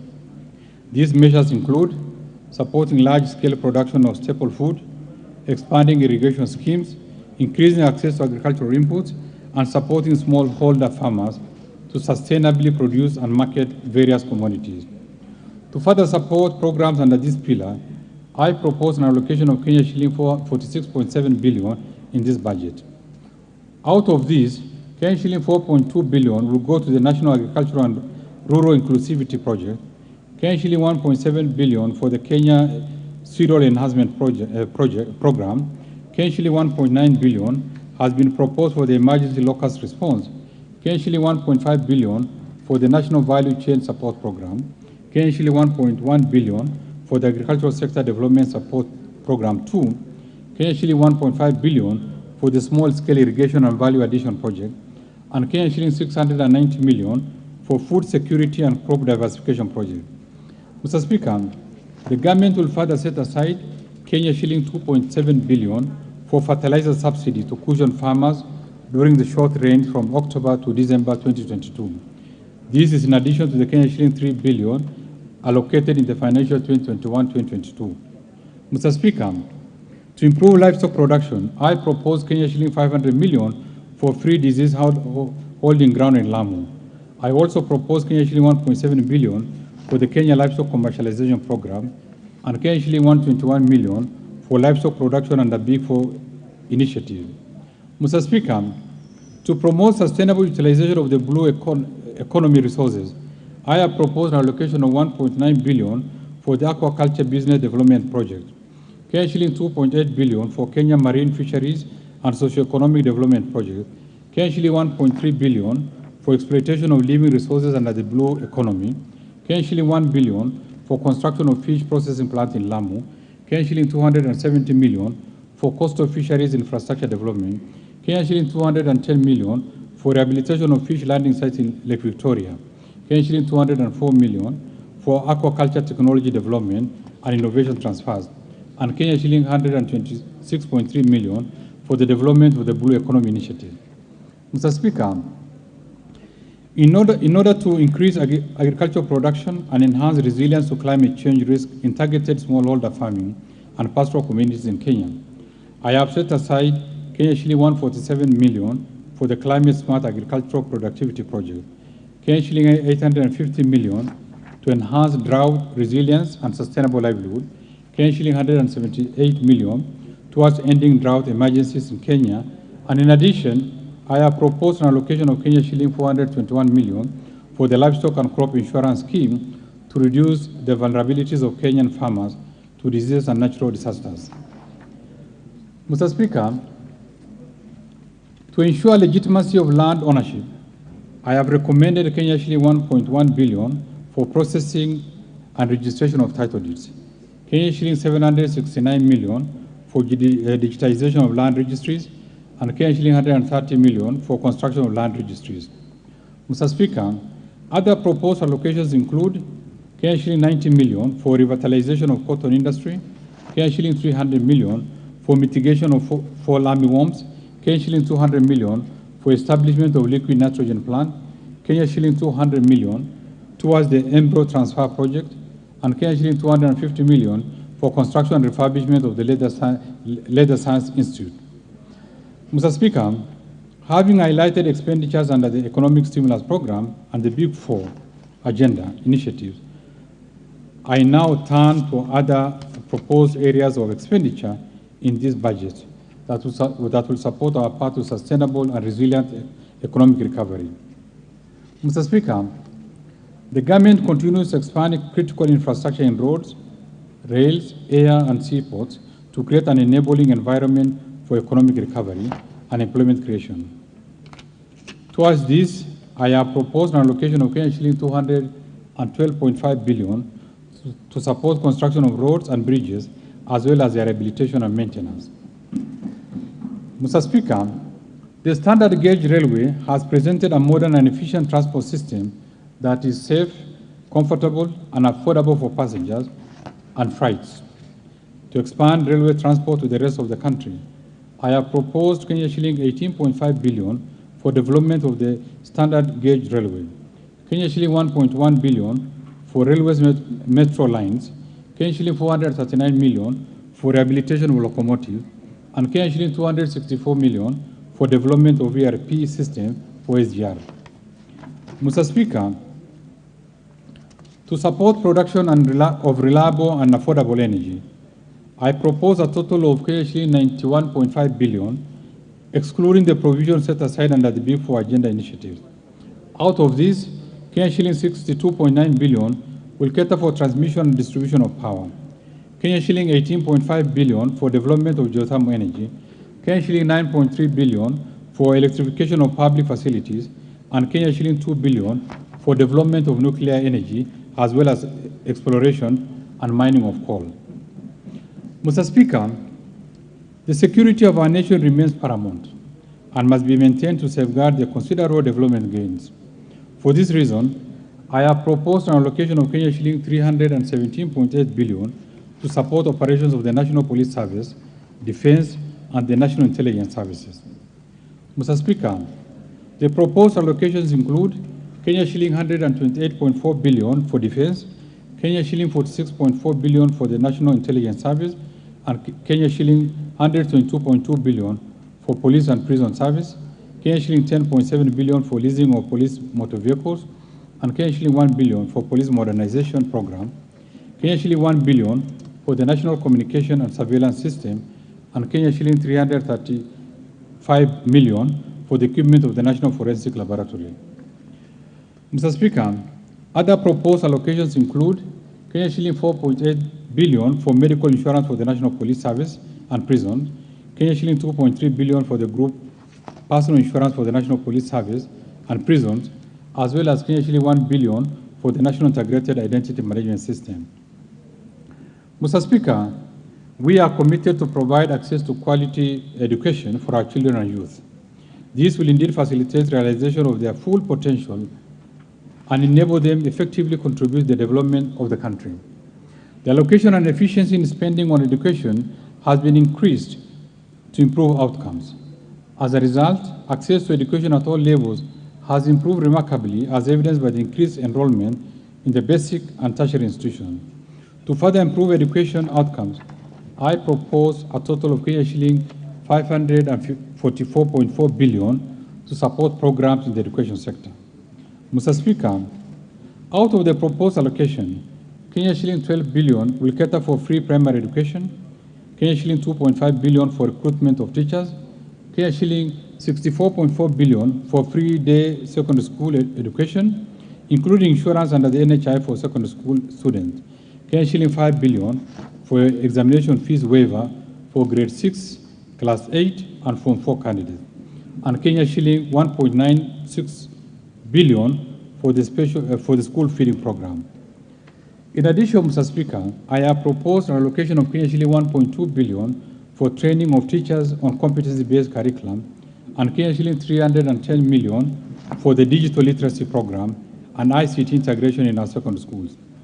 Mr. Speaker, to support transition from primary education to junior secondary school education under the competency-based curriculum, Kenya shilling 4 billion has been set aside for the construction of classrooms to support school infrastructure development and ensure safe learning in our schools.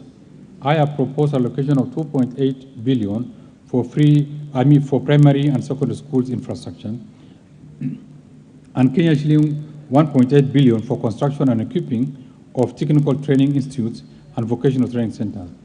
Further, Kenya shilling 1.1 billion has been set aside to increase access and improve the quality of technical and vocational education and training programs under the East African Skill Transformation and Regional Integration Project.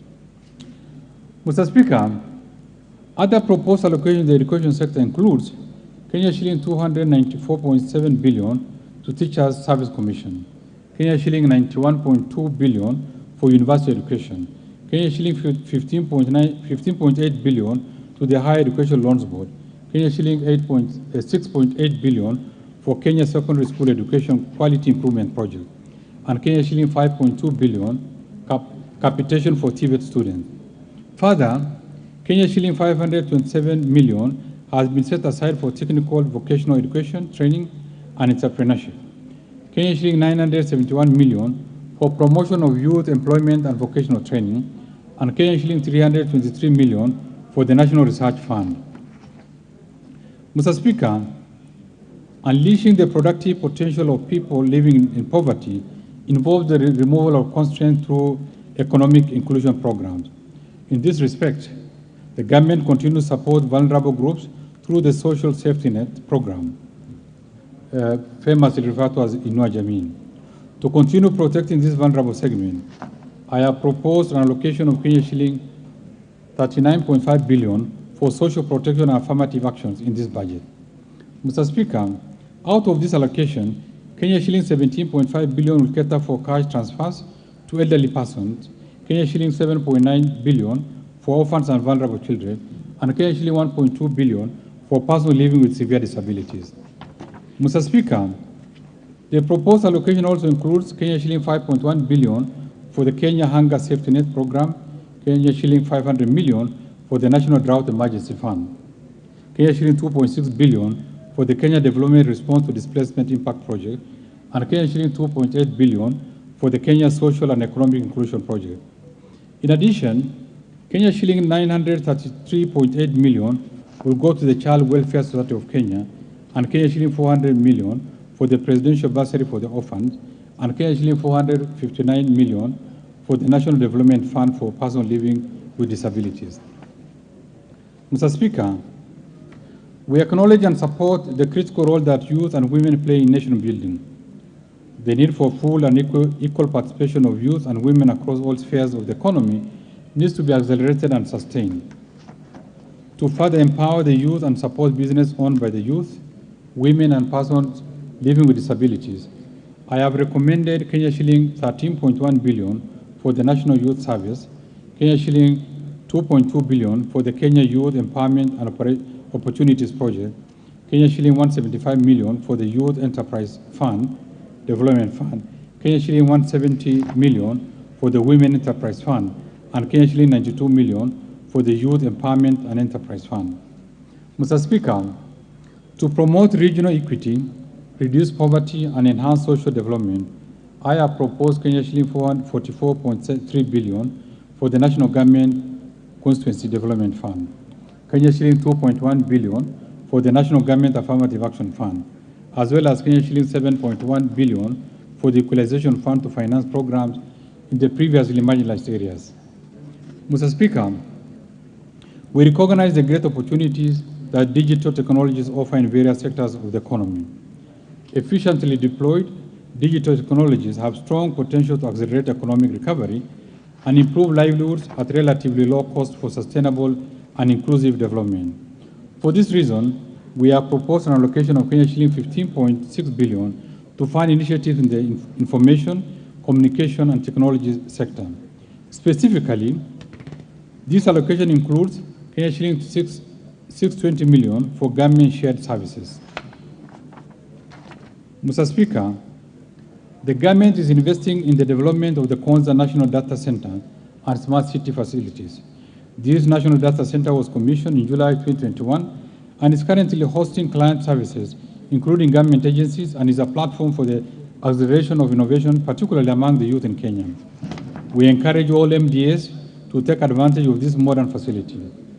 Mr. Speaker, to fast-track the development of the Konza Technopolis City, I have proposed an allocation of Kenya shilling 5.2 billion for the horizontal infrastructure phase 1 and Kenya shilling 3.8 billion for Konza Data Center and Smart City facilities.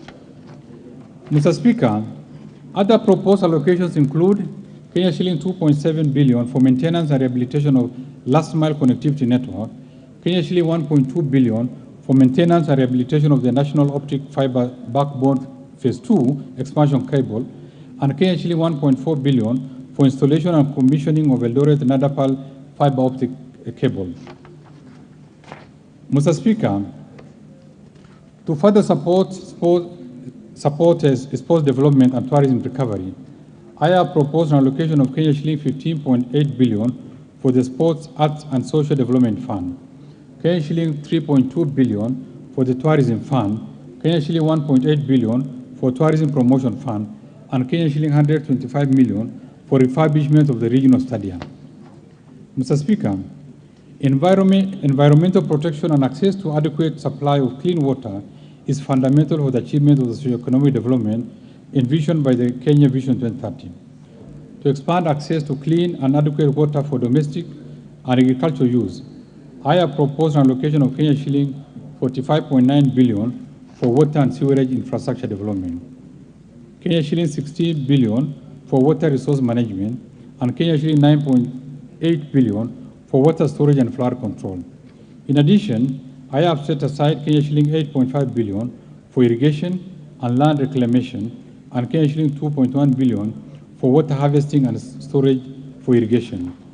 Mr. Speaker, in order to support environment and water conservation, I propose to set aside Kenya shilling 10.2 billion for forest and water towers conservation, Kenya shilling 3.1 billion for environment management and protection, Kenya shilling 1.5 billion for meteorological services, and Kenya shilling 7 billion for wildlife conservation and management.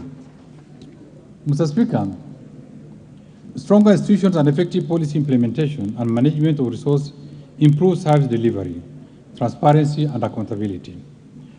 We shall continue to seek better public service delivery by building and sustaining strong, efficient, and accountable institutions. In order to enhance good governance and scale up our fight against corruption, I propose an allocation of Kenya shilling 3.6 billion for the Ethics and Anti-Corruption Commission, Kenya shilling 3.4 billion for the Office of the Director of Public Prosecution, Kenya shilling 8.4 billion for the Criminal Investigation Department Services, and Kenya shilling 6.4 billion for the Office of the Auditor General. Additionally, Mr. Speaker, to enhance the oversight and legislative role of Parliament and access to justice, I propose an allocation of Kenya shilling 50.2 billion to Parliament and Kenya shilling 18.9 billion to the judiciary. Mr. Speaker, in order to facilitate the 2022 general elections, we allocated Kenya shilling 22.9 billion in the current financial year 2021-2022, and I further propose an allocation of Kenya shilling 21.7 billion in the financial year 2022-2023 to the Independent Electoral and Boundaries Commission. Mr. Speaker, the county governments will receive a proposed allocation of Kenya shilling 370 billion as equitable share in the financial year 2022-2023. These represent 27.3% of the most recent audited and approved revenue raised nationally. Mr. Speaker, in addition to the equitable share of revenue raised nationally, the county governments will receive recommended conditional allocations amounting to Kenya shilling 37.1 billion, bringing the total allocation to the county governments in the financial year 2022-2023 to Kenya shilling 407 billion. Mr. Speaker, we have also complied with the High Court ruling on conditional grants to county government. In this regard, conditional grants have now been excluded from the Division of Revenue Bill 2022, unlike in the case of last financial year. I note with appreciation that this House has unlocked the stalemate on the county government grant bills. This bill will provide a legal framework for transferring conditional grants to the county government, transfer of functions between national county government. Mr. Speaker, in order to ensure that the process of transfer of functions between the national county government is clearly provided for in law, we are developing a legislation to operationalize Article 187 and 189 of the Constitution on transfer of functions and cooperation between the national and the county governments. The proposed legislative framework will provide transparency in the administration of intergovernmental transfers in respect of transferred functions and cooperation between government. Once completed, the legislative proposal will be submitted to this Honorable House for consideration and approval. Mr. Speaker, in order to support county governments' efforts to enhance their own source revenue, the National Treasury has submitted the county government bill, revenue raising process bill, to this August House. The bill will regulate the manner in which counties introduce or vary fees and charges. Once passed, this legislation will address the problem of multiplicity of fees and charges within and across counties, in line with Article 209, subsection 5 of the Constitution. I call upon honorable members to consider and approve this bill in a bid to create a conducive environment for business and deal with the issue of multiplicity of fees and charges within the county government. Mr. Speaker, in order to support an implementation of the county government's own source revenue policy, the National Treasury is in collaboration with the Ministry of Land and Fiscal Planning, Council of Governors, and other stakeholders have developed the National Rating Bill 2022 to replace the outdated Valuation for Rating Act, Cap 266 and Cap 267. This bill was submitted to this Parliament in January 2022, and once enacted will guide valuation for rating and imposition of rates on rateable property. Mr. Speaker, Kenya has a wealth of mineral deposits. From the financial year 2016-17 and 2019-20, the government collected a total of shilling 5.5 billion in royalties from extractive activities. These amounts translate to an average of shilling 1.4 billion annually. Although mineral royalties are currently being received from 15 counties, 91% of the payments are derived from extractive activities in only 3 counties, namely Kilifi, Kwale, and Kajiado. Mr. Speaker, following a presidential directive, the National Treasury has since developed a draft framework which provides for mechanisms for sharing of revenue from mineral royalties among the national government, county governments, and communities in line with Section 183 of the Mining Act 2016. The framework, which is currently being subject to the stakeholder consultation, will provide basis for ensuring that revenues raised from the mineral royalties trickle down to the county government and communities where mining is taking place. Mr. Speaker, in line with Article 204, subsection 1 of the Constitution of Kenya, county governments have been allocated shilling 7.1 billion under the Equalization Fund in the financial year 2022-23, which represents 0.55% of the most recent audited accounts of revenue received. Mr. Speaker, following the High Court ruling on the petition number 272 of 2016 of 5th November 2019, quashing the guidelines of administration of Equalization Fund and issuing ensuing disbandment of the Fund's Advisory Board, all expenditures of the fund were stopped. To mitigate this, Mr. Speaker, the National Treasury, in collaboration with other stakeholders, developed the PFM regulations 2021, which was approved by Parliament in October 2021. Mr. Speaker, following the appointment of the Advisory Board and establishment of the Secretary, it is expected that completion of projects as identified under the first policy and the implementation of the programs in the second and subsequent policies will now be fast-tracked. Mr. Speaker, continued delays in payment of pending bills to entities that provide goods and services to both national and county government have affected liquidity and operation of these entities. In a number of cases, this has led to closure of businesses, affecting livelihoods of the suppliers. Though some progress was noted in the settlement of these pending bills by the national county government, we still have challenges where a number of suppliers are owed large amounts of money. In this regard, I direct government ministries, departments and agencies, as well as the county governments, to clear all their pending bills by 30th June 2022. In addition, we call upon all the MDAs and county governments to avoid accumulation of pending bills and ensure that payments are made as and when due. Mr. Speaker, I now want to highlight the tax policy measures for the financial 2022-23 budget, which are contained in the Finance Bill 2022. I will also highlight custom measures that Kenya will be presenting for consideration by the East African Community Ministers responsible for finance and economic affairs in their pre-budget consultation plan for May this year. These custom measures will become effective from 1st July 2022. Mr. Speaker, the proposed measures contained in the Finance Bill 2022 are expected to generate an additional shilling 50.4 billion to the exchequer for the financial 2022-2023 budget. Mr. Speaker, as earlier indicated in this statement, we consulted other partner states in the East African community, and Kenya was allowed to present its budget statement earlier than the other partner states. With regards to customs measures, we have evaluated various proposals that we intend to submit for consideration during the East African Community pre-budget consultation by the EAC Ministers for Finance, which will be held later in May this year. The measures that will be agreed upon will be communicated through the EAC Gazette and implemented from 1st July this year. Mr. Speaker, these measures are generally meant to promote our manufacturing sector and enhance our exports by making inputs and raw materials used in the manufacture of goods more affordable, hence lowering the cost of production.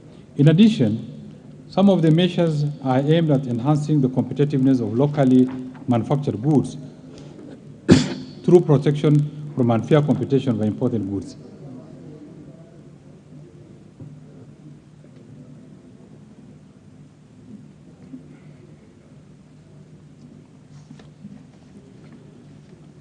Some of the custom measures are also geared towards protecting of critical sectors of our economy, like agriculture, from unfair competition occasioned by importation of products that can be produced by our gallant farmers.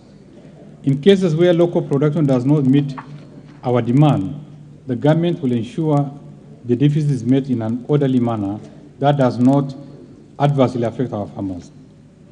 Mr. Speaker, I now turn to the proposed amendments under the Value Added Tax Act. The outbreak of COVID-19 pandemic and the ensuing socioeconomic implications on Kenyans continue to impose a heavy burden on our health sector. In this regard, I have proposed more incentives to the sector by exempting from VAT plant and machinery for use by manufacturers of pharmaceutical products. Mr. Speaker, the government has been progressively addressing the cost of health care in the country so as to expand access to quality and affordable healthcare services. To further reduce the healthcare costs, I propose to exempt from VAT medical oxygen supplied to registered hospitals, urine bags, adult diapers, artificial breasts, and colostomy or ileostomy bags for medical use. Mr. Speaker, assembly of motor vehicles and manufacture of motor vehicle parts locally has gained traction. in order to encourage more investment, especially in the manufacture of passenger motor vehicles locally, I propose to exempt from VAT inputs and raw materials used in the manufacture of passenger motor vehicles. Additionally, I propose to exempt locally manufactured passenger motor vehicles from VAT. Mr. Speaker, charitable organizations play an important role of supporting the vulnerable members of the society. Currently, entities that make cash donations to charitable organizations that are registered under either the Societies Act or the Non-Governmental Organization Coordination Act are allowed to deduct the cash donations from their taxable income. However, entities that donate cash to charitable organizations that are not registered under the two acts are not allowed to deduct such donations from their taxable income. To address this challenge, I propose to amend the Income Tax Act to allow all entities that donate cash to charitable organizations to deduct the donations from their taxable income. Mr. Speaker, Kenya has witnessed significant growth in the use of financial derivatives, including hedging, futures, and options.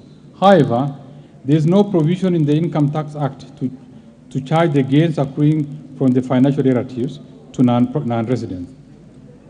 To ensure equity and fairness, I propose to amend the Income Tax Act to provide for the taxation of gains accruing to the non-residents for the transaction involving financial derivatives in Kenya.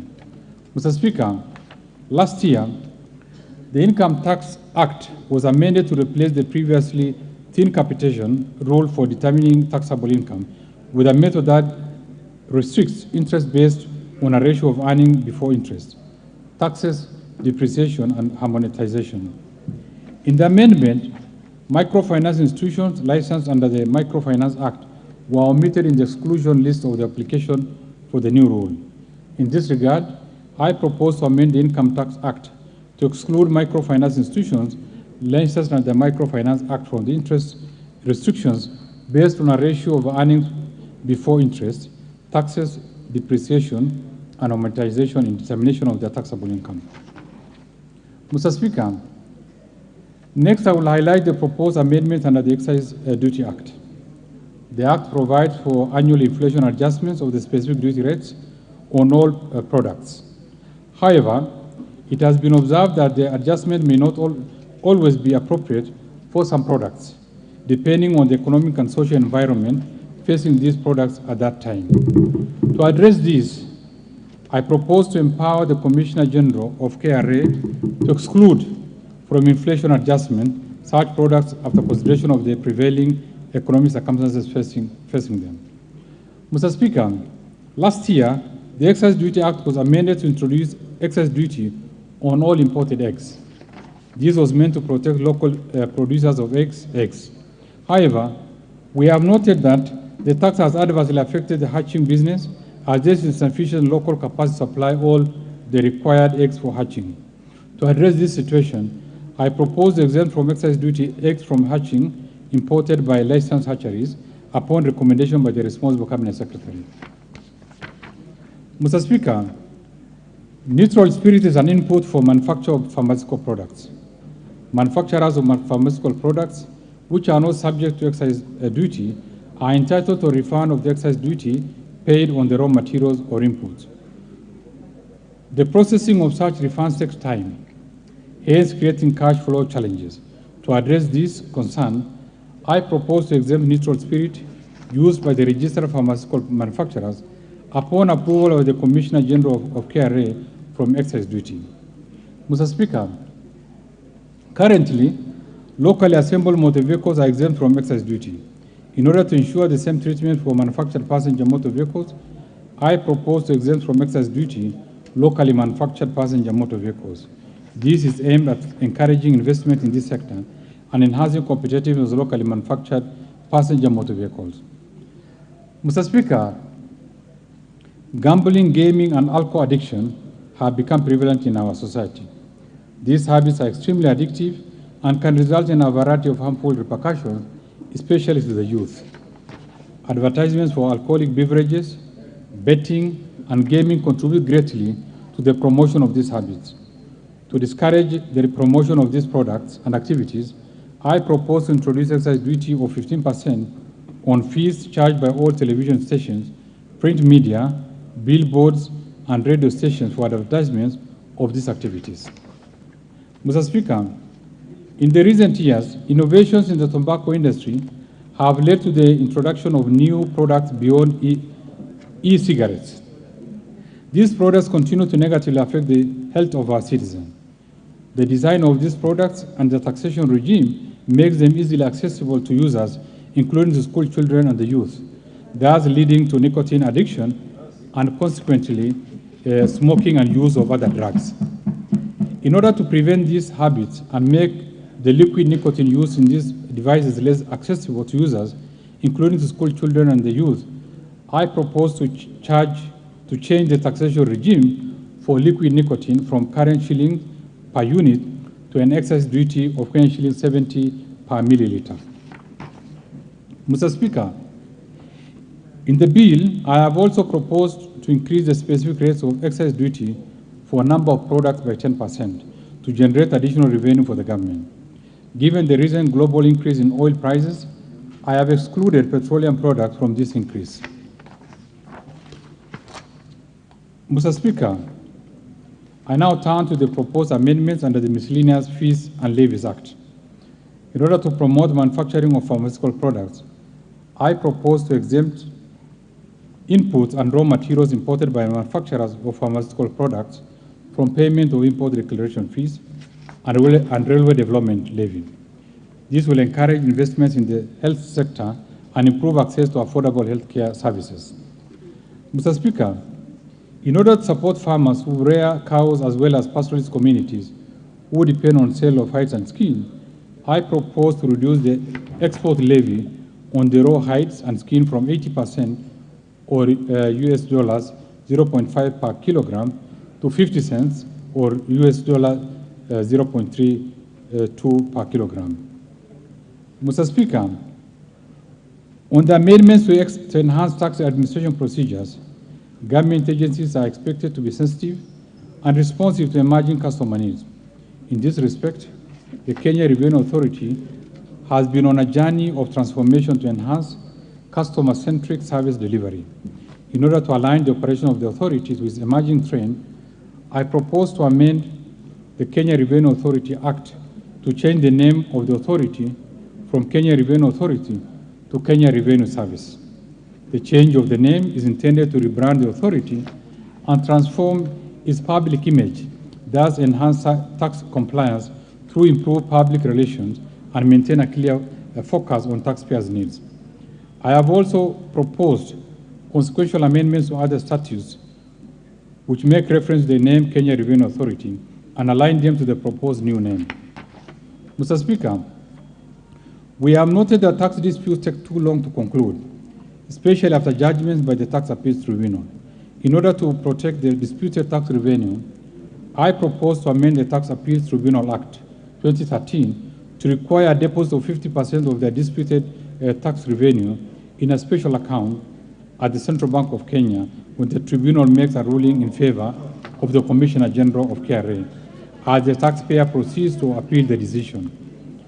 I have also proposed that in case the taxpayer receives judgment in his or her favor on final determination of the matter, the 50% deposit shall be refunded to the taxpayer within 30 days after the final determination of the matter by the courts.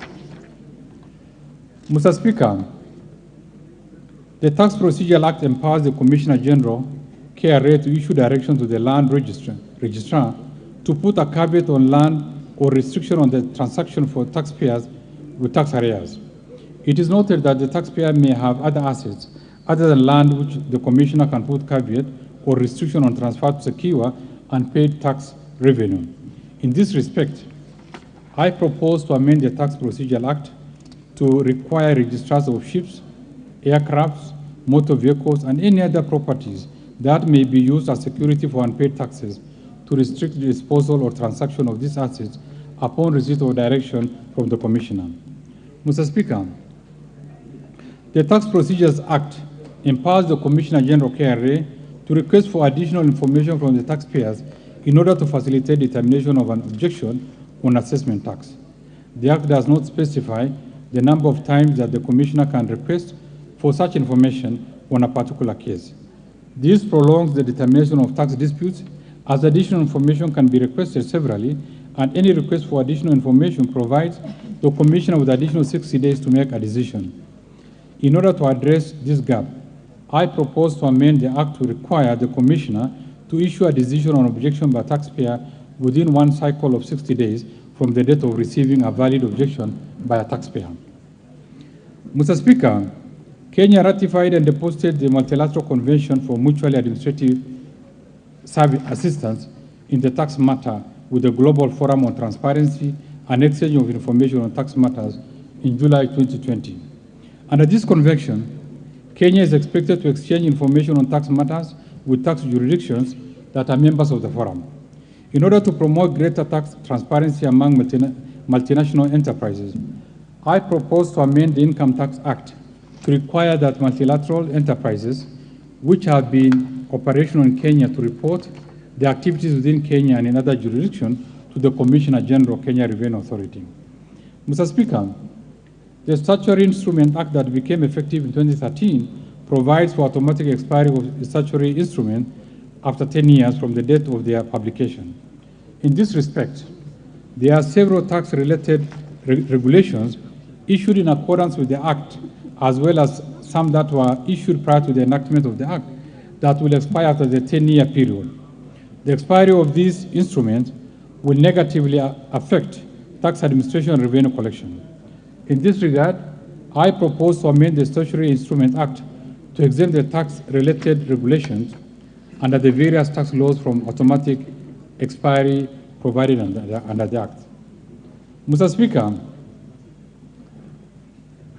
this administration has implemented socio-economic transformative programs and a devolved system of government that required enormous financial resources.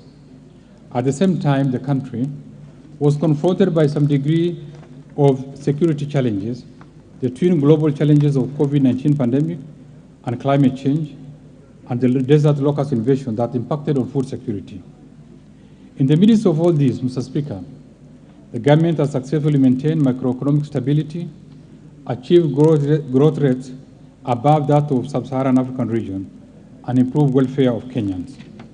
In conclusion, therefore, Mr. Speaker, our sustained investments since 2013 have significantly transformed our economy and strengthened our resilience. Encouraged by this, our economy has bounced back, giving our people incredible optimism, even in the situation of extreme challenges.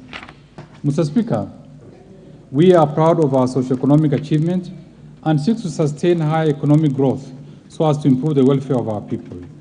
Considering the envisaged development agenda and the limited fiscal space, we have carefully balanced the difficult choices in resource allocation in order to finance the highest priorities that will propel this country to a greater heights of prosperity. I am confident that we have made the right decisions that will accelerate the pace of our economic growth. At this point, Mr. Speaker, I wish to thank His Excellency the President, Honorable Uhuru Kenyatta, for his leadership and guidance, which has transformed this country into a regional economic hub. I also thank my fellow cabinet secretaries, the respective principal secretaries, and various accounting officers and staff in all government, ministries, departments, and agencies for their support and contribution to the financial year 2022-2023 budget. Mr. Speaker, I also express gratitude to Kenyans for their rich and diverse contributions, proposals, and suggestions that helped us to finalize this budget. My appreciation goes to first to you, Honorable Speaker of the National Assembly, and your counterpart in Senate, the majority and minority leaders, and the entire House leadership, including the respective clerks, for overseeing the approval process of the budget estimates for the financial 2022-23 and the related document. Second, to the honorable members of the Budget and Appropriation Committee, the Finance and Budget Planning Committee, and all other departmental committees of this House, as well as the staff of Parliamentary Budget Office, for their constructive inputs during the approval process of the budget. Third, I recognize and appreciate the management and staff of the National Treasury who have worked tirelessly for long hours to ensure that this budget and supporting documents were prepared within new timelines to enable the presentation of this budget in April, thus paving way for the August general election. Fourth, the Kenya Revenue Authority, Central Bank of Kenya, Attorney General's Office, Commission on Revenue Allocation, financial sector regulators, and the various agencies under the National Treasury and the planning for their contribution and advice during the budget process. Fifth, my gratitude goes to our multilateral and bilateral development partners for their continued technical and financial support. Further, I thank the private sector for their sustained contribution to the growth of our economy. And sixth, I wish to appreciate the media and the non-state actors for the active engagement and participation in the financial 2022-2023 budget process. Mr. Speaker, allow me to once again thank all honorable members of the National Assembly and the Senate for their support in facilitating legislative proposals supporting the government economic transformation agenda over the last 10 years. At this juncture, I wish honorable members the very best as they seek to renew their mandates with their electorates during the upcoming general election. My hope is that the electioneering period will not distract us from our pursuit to solidify and sustain the economic growth trajectory we have realized over the years. Lastly, and not least, Mr. Speaker, I remain immensely grateful to my family for their love, understanding, regular encouragement, and above all, their unfailing support as I stare my demanding duties at the National Treasury and planning since my appointment to the docket.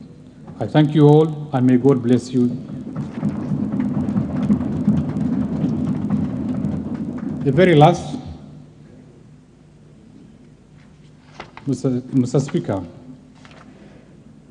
before I resume my seat, you recall that I have already submitted to this House the budget estimates and the Finance Bill 2022, together with accompanying documents as required by the Public Finance Management Act 2012.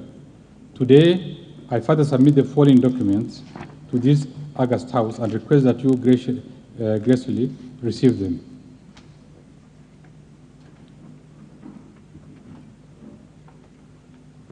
Honorable Speaker, the documents include the budget statement of the financial year 2022-2023, the budget policy statement 2022, estimates of revenue, grants, and loans for the financial year 2022-2023 budget, financial statement for the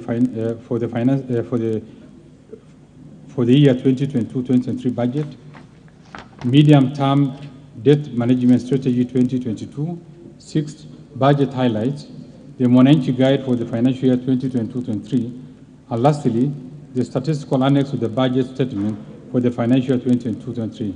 Thank you, Honorable Speaker.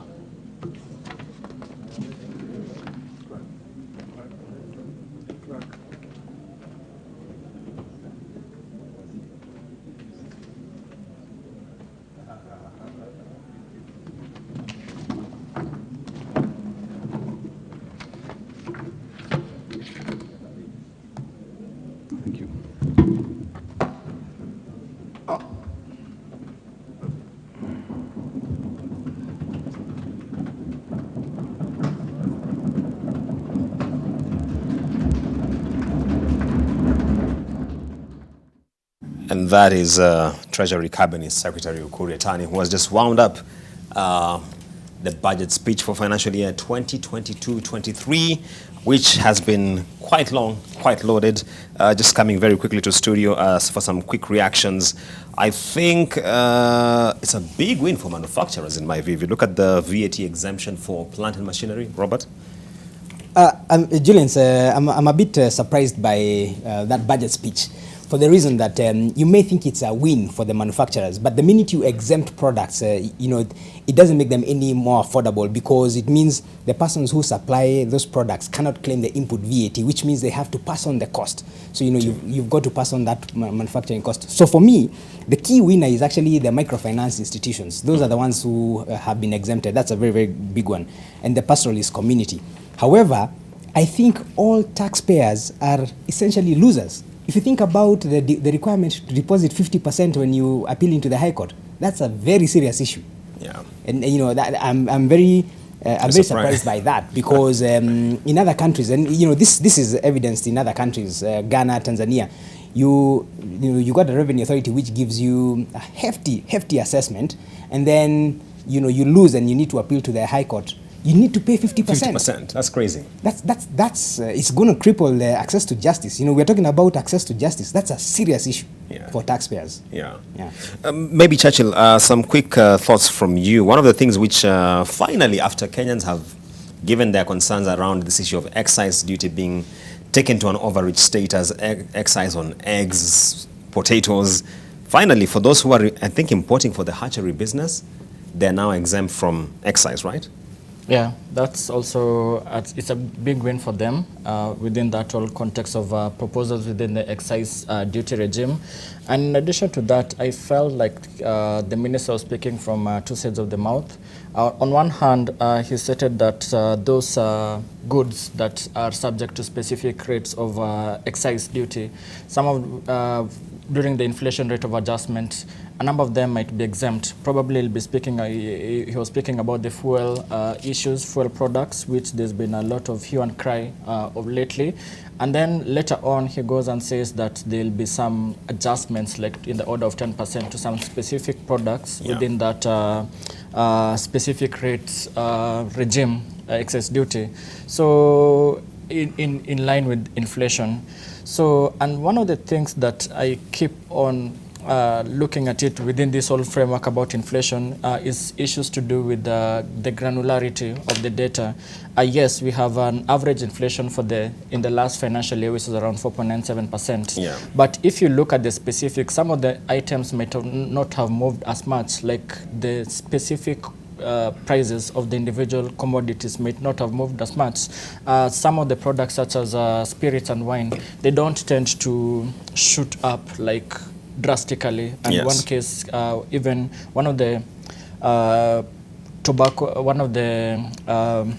alcoholic beverage manufacturer came out and said that they didn't even pass on the high cost of the production to the consumers. So probably, even if you look at it, that should be captured if you get into the granularity of the some of these commodities. Alcoholic in the whole CPI basket, consumer price index basket, is around 3.32%, but it doesn't move as some things such as say food, some cereals component, or food sub-index within the whole food basket. So probably this is there'll be some cherry picking of some of the items which necessarily the manufacturers, they don't pass on the additional costs to the consumers. Within, if KRA, now I hear it's KRS, will be now cherry picking some of these winners and losers. Let me come to you, Robert, and clearly, I mean, the simple fallback we normally have with the sin tax elements, the fees charged for advertisement of betting, alcoholic beverages, now subject to 15% excise? Julians, the first thing that your finance director needs to do is start registering for excise duty, because 1st July, he will need to start accounting for 15% excise duty on fees charged to EABL, and you know, to these betting companies and that kind of a thing. So again, that is it just shows you the kind of reach that government has in terms of trying to mobilize these revenues. But that's also you know, an interesting one, because it just means that the price of products becomes more expensive. And the reason why I'm saying that is, from an excise duty perspective, you are allowed to claim input excise to the extent that you're using it in the process of manufacture. Now I can come and ask you how you're using advertising in the process of manufacture, which means it becomes a cost to the product. So Julian, if you ask me, the biggest winner in this budget is Kenya Revenue Service. not KRA. Not KRA. Kenya Revenue Service. Yes. But now, Robert, I was equally surprised for all this raft of measures being spelled out by CS. He's talking about an additional 50.4 billion shillings. And you know, that's actually the one thing that struck us when we were just discussing here with Churchill, because remember, Revenue Authority is supposed to collect an additional 341 billion shillings. Now, these measures are going to give rise to about 50 billion, which means KRA somehow has to look for 290 billion from somewhere. Efficiencies. Well, there's the efficiencies, all right, no problem. Taxation of the derivatives, as we've had. There's been, I guess one other person, or group of persons who have won is people who contribute yes, to charities. Yes. So because that contribution is going to be, or donation is going to be tax deductible. But other than that, I think it's going to be a very, very tough job for the Commissioner General. And you see, he's been given powers to even exempt certain products, like Churchill was saying. So where he's going to get this additional 290 billion from is where the question lies. That is a big issue. That is 2 months of collection, because remember they've been collecting about 145 billion a month. Correct. Yes. Correct. So it's a very, very tough one for him. Churchill, another very significant proposal by Treasury CS Ukur Yatani is amendment of the Insurance Act such that anyone on a motorbike or three-wheeler must have insurance. Your thoughts? I think that is a positive stride, looking at it from a social perspective, social economic perspective, social perspective. Most of the boda guys, or most of the people who are riding these three-wheel or two-wheels, some of them, they don't have insurance. They just, once they've been able to get their driving up and running, like in an afternoon, and then the next day they are driving boda. So at least that, in a way, is something at least to ensure that there is some discipline within that whole transport subsector. So it's a good positive stride. To me, it's a win-win to the insurance sector. Let me hold you there, Churchill, and cross over to Kennedy Murray at Parliament buildings. Kennedy, let's get some reactions from parliamentarians on this budget.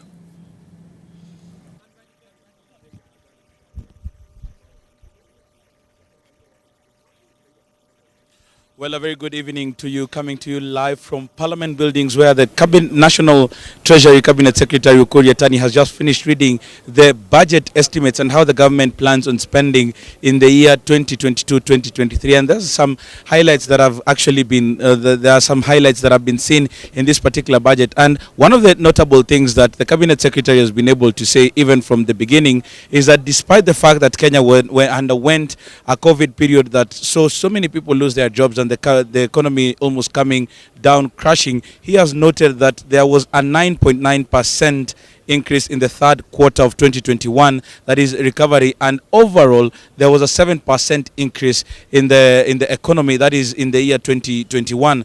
There are also other issues that have been raised, and one of them is that there is a 15% increase in the advertising, be it on television, be it on billboards, and be it on print, on all alcoholic and also betting. And this, he says, that it is in relation to making sure that even the young ones do not go into betting and all that. But there are also some other things like 2.1 billion shillings that have been allocated to the Kazi Mtaani. But right now I'm joined by Member of Parliament for Kiharu, that is Mr. Ndindi Nyoro, and just to get an overview of how he feels that the budget has been read. And do we expect probably that the devil will be in the finance bill that the Cabinet Secretary has said that he has tabled? Thank you very much for this opportunity. First of all, today's occasion was very underwhelming and very disappointing, because if you try to analyze the figures that were brought forth by the Cabinet Secretary, first of all, they are full of inconsistencies. As you rightly put it, he insinuated that from 2013 to date, our economy has been growing by around 4.5% per annum.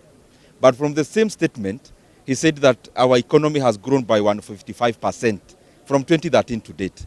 If you compound our economy in 2013 by 4.5 annually, there is no way to reach even 100%. So on that front, it was very inconsistent. But number two, it clearly exhibited today that the leadership of this country lives in a different Kenya than the Kenya that we live in as normal Kenyans.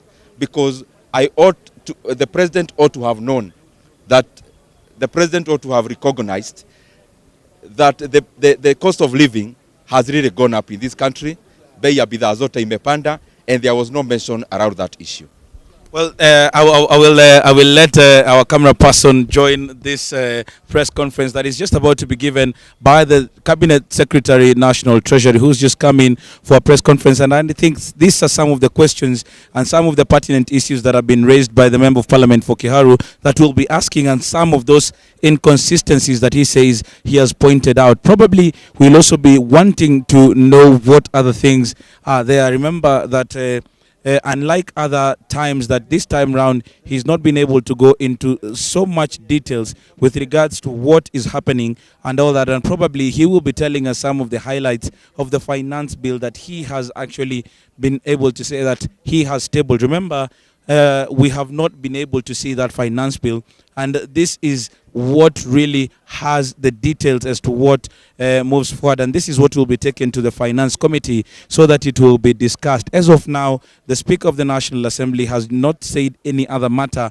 other than saying that the House stands adjourned until Tuesday. So for right now, we can see the Cabinet Secretary is really planning, he's really putting one or two things into perspective before he comes in and addresses a press conference where a battery of journalists is already here just to hear. But moving back into what we have seen is that the Cabinet Secretary has also been able to note that there is VAT exemptions in some of the things like machinery for farmers, and he says that this is going to help in the productivity that we do have in our farm, and also going as far as saying that moving forward, anything that comes out of the country and into any imports that we will be looking into will have to have been necessitated by the need. We must first of all go ahead and exhaust all that we have as a country before we move ahead to seek anything else. Also, the tax exemptions are on some medical equipment,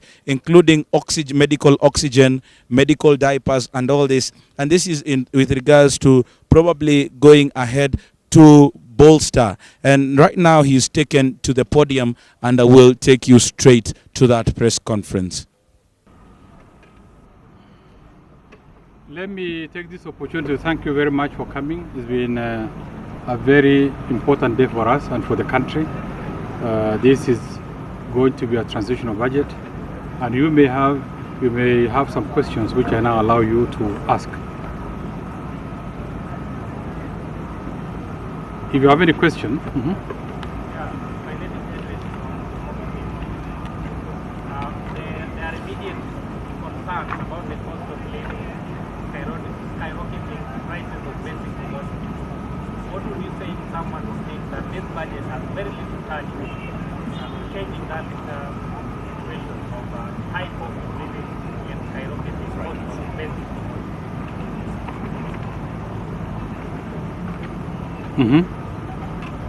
Another question? Yeah, Fiscal. Yes, measures that maybe or rather that Parliamentary in terms of basic revenue. Just to take it back a bit, how much are you going to pay exactly finance the budget? My name is Ken. The question would be basically just following up on the first question that I asked you. What is the key take home for the common mwananchi who feels like whatever is coming from the government is really bogging them down with regards to even the basic needs that they do need in the house? And probably, is it something that you might have taken care of in the finance bill that you've just tabled to the House? Well, thank you very much. We will share this question with my Principal Secretary, Dr. Muya. But just to assure you that as National Treasury, as the Cabinet Secretary National Treasury, we'll be listening, and we have very positive feedback from the public. Kenyans are concerned about the cost of living, and we effectively address this.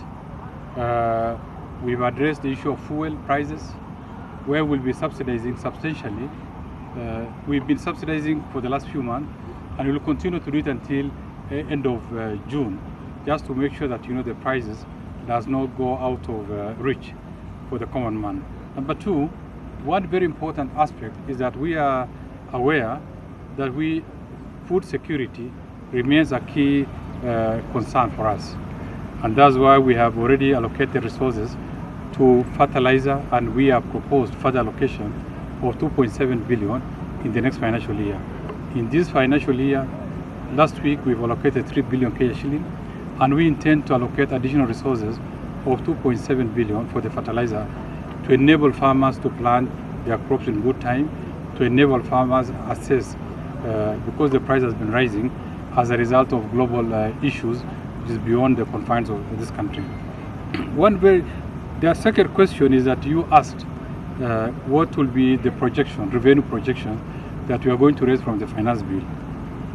My estimation is about 50 billion, and all of them does not touch basic commodities. They are in the luxury items, issue of cigarettes, issue of gambling, advertisement on gambling, gaming, betting, and all these.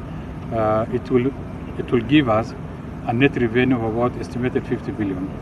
Nothing on basic commodities were touched in terms of tax raises. I think the takeaway from is clearly we are very concerned about the cost of living, and that's why we are addressing fertilizer, fuel prices. These are areas that we are looking at. But substantially, the price is going to remain constant and even lower, maybe for the fertilizer. Maybe that some of these proposals are futuristic. What are some of the immediate reparables that Kenyans could expect when we're talking about fertilizer subsidy, when we're talking about... Well, some of these things might appear futuristic. What are some of the most immediate needs that your ministry and the government will be looking into to make sure that Kenyans do not continue to suffer? Some of them are even calling and saying they're buying milk at 60 shillings as of now. They're buying bread at 70 shillings as of now. What is some of the things that the government will do in the short term to make sure that Kenyans do not continue suffering as is? I think you need to realize that from your assumption, it's not only futuristic, but some of these things are challenges that have been with us for the last few months. The issue of fuel. When there's an immediate reprieve in terms of subsidy that the government will be undertaking every month, that's not futuristic. It's current and it's continuing, and we are dealing with it. Even food production, because if we plant now, using the fertilizer subsidy we've given, in the next 2-3 months, whether you are planting whichever type of crop, we'll be getting the immediate relief. And these are things that we are looking at. But also look at some areas that we've already now either zero-rated or removed taxes. The issue of pharmaceutical product, the issue of vaccine, the issue of a number of things that are well captured in the budget. But importantly, we are not able to highlight all this. But when you unpack, you'll identify the takeaway for the common man. And they are quite generous when you unpack that. Maybe PS can elaborate more. Yeah, I will elaborate on the point about the takeaways and add to what the Honorable Cabinet Secretary has said. Number one of the things that we have covered in the speech by the Cabinet Secretary is the question about pending bills. Because pending bills constitute a reduction in liquidity. And so by urging ministries, departments and agencies to make sure that they pay all the pending bills is to make sure that there are resources that are going to be available so that where businesses are hurting, there is a solution for them in terms of more resources being made available. I just also want to add on the issue of us addressing the issue about fuel. And it is something that is ongoing now, and the effects are going to be felt immediately, even during the budget period. And so we have listened to what Mwananchi has said by the time that we crafted the budget, and we have taken that into consideration, because indeed we want this to be a very participatory process. Thank you. Yeah. We talked about Kenya Airways. There are two of you now, I don't know whom to listen. Okay, you. What do you think of the accusations that this hoped and jumped some key processes outlined in the law, thereby ending up making this an event rather than a process? Yes, mine is on Kenya Airways. You touched on it. the funding that's going for the airline to help it in its next transition. So one, we see a reduction in the number of staff once the transition happens, and two, are we going to see maybe a reduction of the routes that the airline flies? Yeah. I just want to your question. As National Treasury, we do not just come from anywhere and go to Parliament. It's a process of due consultation, and we have the necessary approval from the Speaker, who is the head of Parliament. All the necessary process, steps, procedures have been duly followed. And we had actually even sought to seek authority or support and understanding of the rest of the East African community so that we can present our budget earlier because of election. And this is not the first time. Last election, as we are going to the last election, we also did the same. All the necessary process documentations were duly submitted to the National Assembly, discussed, debated. The budget policy statement, the debt management strategy, all these documents were forwarded to Parliament in good time, and therefore all the necessary processes have been followed. On the issue of KQ, Kenya Airways is a very strategic investment. We are not only looking at the flight, but we are looking at other auxiliary investments that come up with it, including the export of flowers, including as a regional hub, Kenya as a diplomatic headquarters for the region, all these, and it's also the connections from here to the rest of the country. And by having it remain afloat, it's going to complement other business activities in this country. And so it's one institution that we cannot afford it to die. That's why we are supporting it, but we are doing it from the perspective that we must streamline, including the cash injections. We are not just giving money for the sake of it, but we want to make sure that there are certain reforms that are effectively and painfully undertaken, including reducing the number of flights, including even the number of staff, but also looking at the general governance structure, streamlining so that they remain not only accountable, but also relevant in the competitive business environment. When I see how much has been portrayed in the bill, I have proposed to increase the specific rates. You have said in your speech that I have proposed to increase the specific rates of excise duty for a number of products. What are these products that you're increasing by 10% to generate additional revenue for the government? Okay. You're a bit vague in that way. Yeah, that's why I wanted you to unpack those within the finance bill. These are basically nothing to do with the essential product. They are all targeted items on luxury. They have really nothing to do with the general population of this country. Probably since we have an opportunity with you had asked about the amount of allocations. The allocation we've been doing for the last, even this current financial year, and the reform process comes out with a package. We've already identified a transaction advisor. They have come up with an elaborate roadmap in terms of what needs to be done and the costing of the same, and the same have actually been onboarded in the budget. Last one. Yes. You had that they should be cleared as soon as possible. But 2 days ago, governors raised concern over the unremitted 148 billion in the counties. We're just under 2 months to the end of the financial year. What word do you have for the county governments who still are waiting for the 148 billion? Foremost, I think as you understand well, we have a budget, we have allocation, but also depends the flow of revenue that we generate. Sometimes we fall behind by a month or so, but to a great extent, unlike 2020, most of the counties we are within. Maybe if there's a delay, it's about 1 month. But what has been happening is that we have a number of counties, significantly over 50%, who are just stocking their money in the accounts, but the movement is not there. Huge balances that's not moving. And we are just wondering, when there are other competing priorities in terms of funding or projects that are quickly moving, we give projects a priority to those areas. And those counties, quite a number of counties are up to date, but there are a number of counties that are not making any moves in terms of the balances at the central bank, their own individual accounts. money not moving is because of the inability to implement projects within the timelines required. So we are urging them also to spend their money so that they can continue receiving the disbursement as required. But we are aware that on average, we have not funded up to about a month. There are a few counties up to 2 months. And the 2 months are those counties that are not utilizing their money. Last one.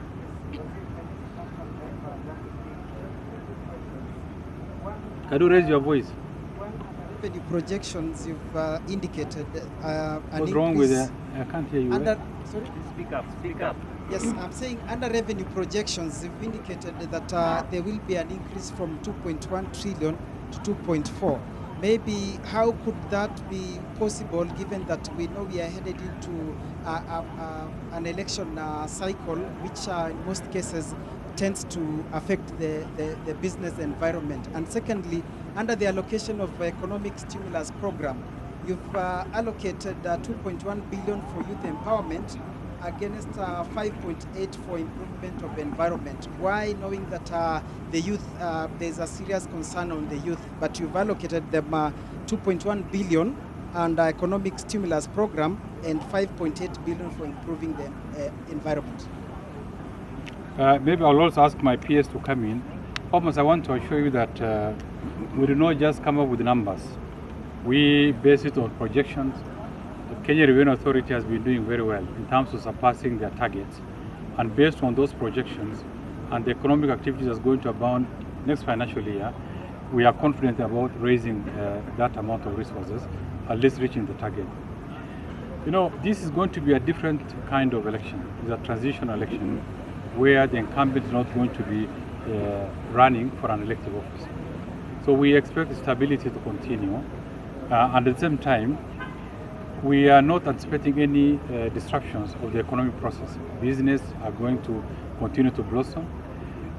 2020 things were very rough because of the constrained business activities, the containment measures that have affected this. But we are expecting seamless, economic activities, and as a result of this, we expect to hit the revenue target as required. Those are regarding your second question. The 2.1 billion on the Kazi Mutani, these are basic engagement, the youth within mainly the informal settlements, within the urban centers. But the 5.8 in terms of support, these are activities that are actually going to also be done by the same group of people. But they are towards achievement of water security, achievement of road construction, like now substituting machines for labor, like maybe doing water system.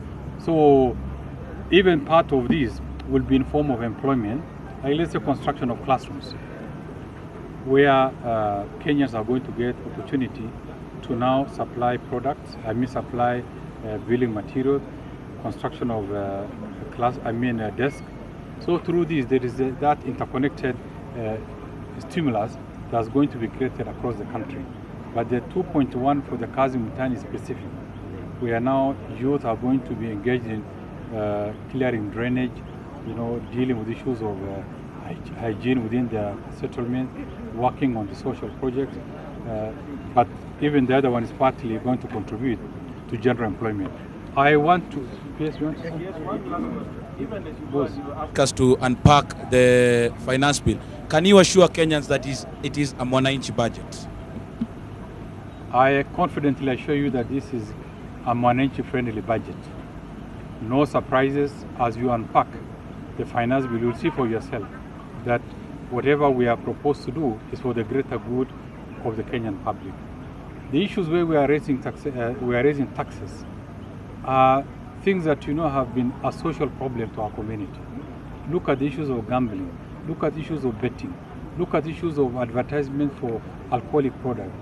Can you exactly say that socially they contribute revenue, but they do not contribute the social fabric of communities. The Kenyan youth are very fragile, and therefore they need to be protected from too much exposure in terms of those social vices that are going to derail not only their education, but even their health. Thank you very much. Okay. Nobody's running with it.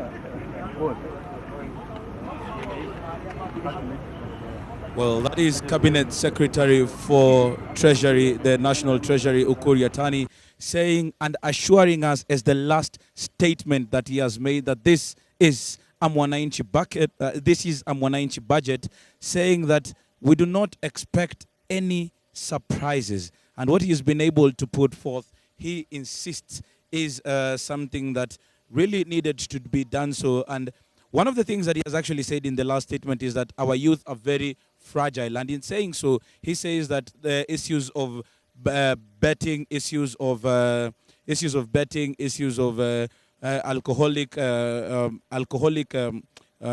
advertisement and all that, and that is what he insists that has been looking into. But some of the issues, even in the clarification, I could not have heard very well because of his speaking in low volumes. But he has been insisting that this is that mwananchi budget, and we are continuing with the discussion with Mheshimiwa Ndindi Nyoro, and you're telling us some of the highlights. And the Cabinet Secretary has actually insisted that this is a mwananchi budget. And if we go into unpacking the finance bill, then that is what we will find out, that this is something that they have taken note of what mwananchi wants and will be looked into. Is it something that you had even as you're trying to listen to that budget reading and revenue sharing? It depends with the definition that Waziri gives to mwananchi. If mwananchi are the people in leadership who are insulated from the many problems the real Kenyans are going through, then that can pass. But if mwananchi is the mwananchi that we know, this budget is very far from mwananchi. And as I told you there before, from the start, it is full of a lot of inconsistencies. The figures that he gave in terms of GDP growth do not tally. In 2013, the GDP of Kenya was around $55 billion. That's around 5.5 trillion Kenya shillings. Last year, if you actually check his speech, he purported that the GDP of Kenya was around $100 billion by then. Then today he came and told us about $135 billion. What does that mean? That if last year it was $100 billion and this year it is $135 billion, then the economy ought to have grown by 35%. If that was not the case, the economy ought to have done something we call rebasing. That maybe there are some issues that were not incorporated in the GDP. So on that front, it was full of inconsistencies. But also number two, Waziri did not meet the expectations of Kenyans. Moreover, as you know currently, the problems with the people of Kenya now, number one is the issue of cost of living. Number two is the issue of unemployment. There is no special thing that he talked about that is solving these two problems. No, but Mheshimiwa, even in the question and answer session that we've been able to have with the Cabinet Secretary, he says that some of these things and some of these measures that have been put in are some things that will be feeling the effects probably in the next 2 months. And this is, he was talking about the fuel subsidy that he says will continue until June. Then there's the question of food security and the resources and the 2.7 billion shillings that has been given into the fertilizer. Will it be truthful for you to basically say that nothing has been done with this regard, or you think more should have been done? You know, those kind of recitations, we have heard them for the past 4 years. Moreover, it is more than 2 years since the attorney read the previous budget. It is more than 2 years. From then, it is actually close to a whole year, 10 months to be precise.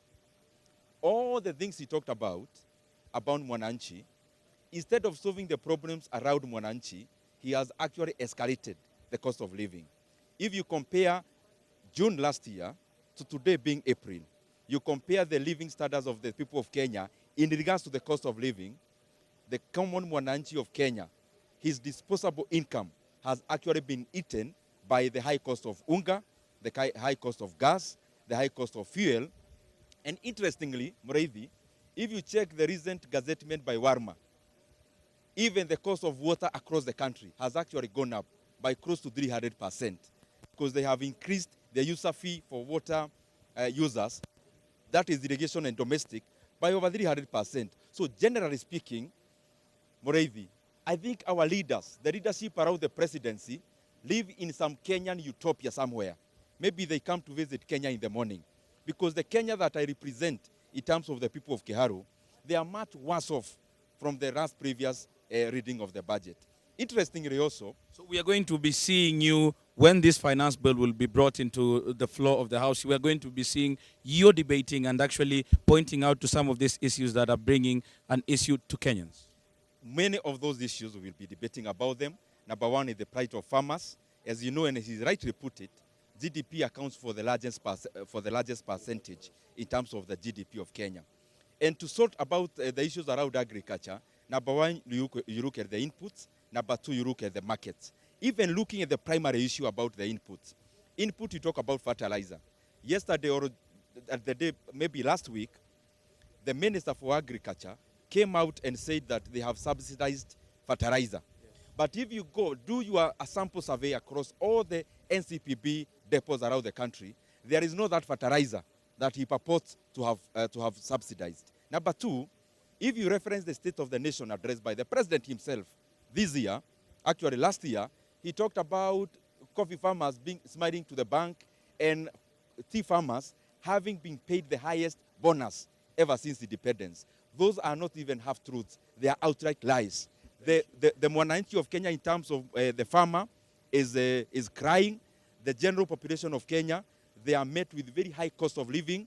And what the CS only did was to recite some things that do not actually tally with the reality. Lastly, I want the CS and the President to reconsider their unjustified force towards the border. Just recently, we saw police harassing our border sector. Today, the border sector have actually been added more muzigo on top of the muzigo they have actually been carrying. Because as you check today's highlights, the border rider will have a responsibility of having a comprehensive insurance for even the passengers. I think every time you read the budget, we overburden the people at the bottom of the pyramid. That is the farmers and the border sector. This budget had nothing about the common mwananchi. It was a budget about the rich to steal more, to gain more. Well, those are the views of Kiharu Member of Parliament, Dende Nyoro. But we'll be looking for that finance bill and we'll be unpacking it just to see what is this that the Cabinet Secretary, Ukur Yatani, says is a mwananchi-driven budget. He has actually made that assurance even as he was just finishing his press conference and insisting that this is a mwananchi-driven budget. So we'll be going to the table office here at Parliament to look for that particular document now that it has been tabled. Now that it has been tabled, it becomes a public document, and trust NTV to be unpacking for you that particular document in our subsequent bulletins. Right now, it's back in studio. Many thanks, Kennedy Muredi, for that reaction, and also the questions to CS Yatani, especially around the finance bill and these unspecified products which are now subject to excise duty at 10%. Gentlemen in studio, very quickly, your closing thoughts. Let me start with Churchill around this budget.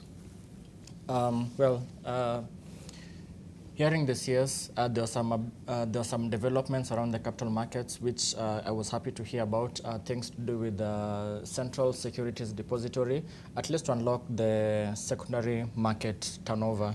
So I think that's a positive stride. And in addition to that, it will also ensure that even whenever the monetary policy is, say, at 7% or it's reduced or increased, that mechanism will be transmitted even to the banking sector, because now banks, rather than interbank, how it is currently, is fragmented. It will ensure there's a bit of some uniformity, so that's a positive step.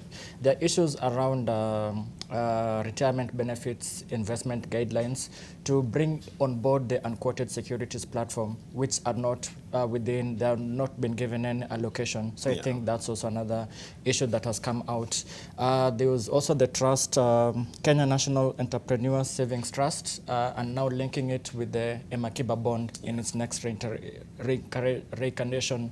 So that is now targeted towards the informal sector as a way of saving. So I think those are positive steps that we are hearing from the CS.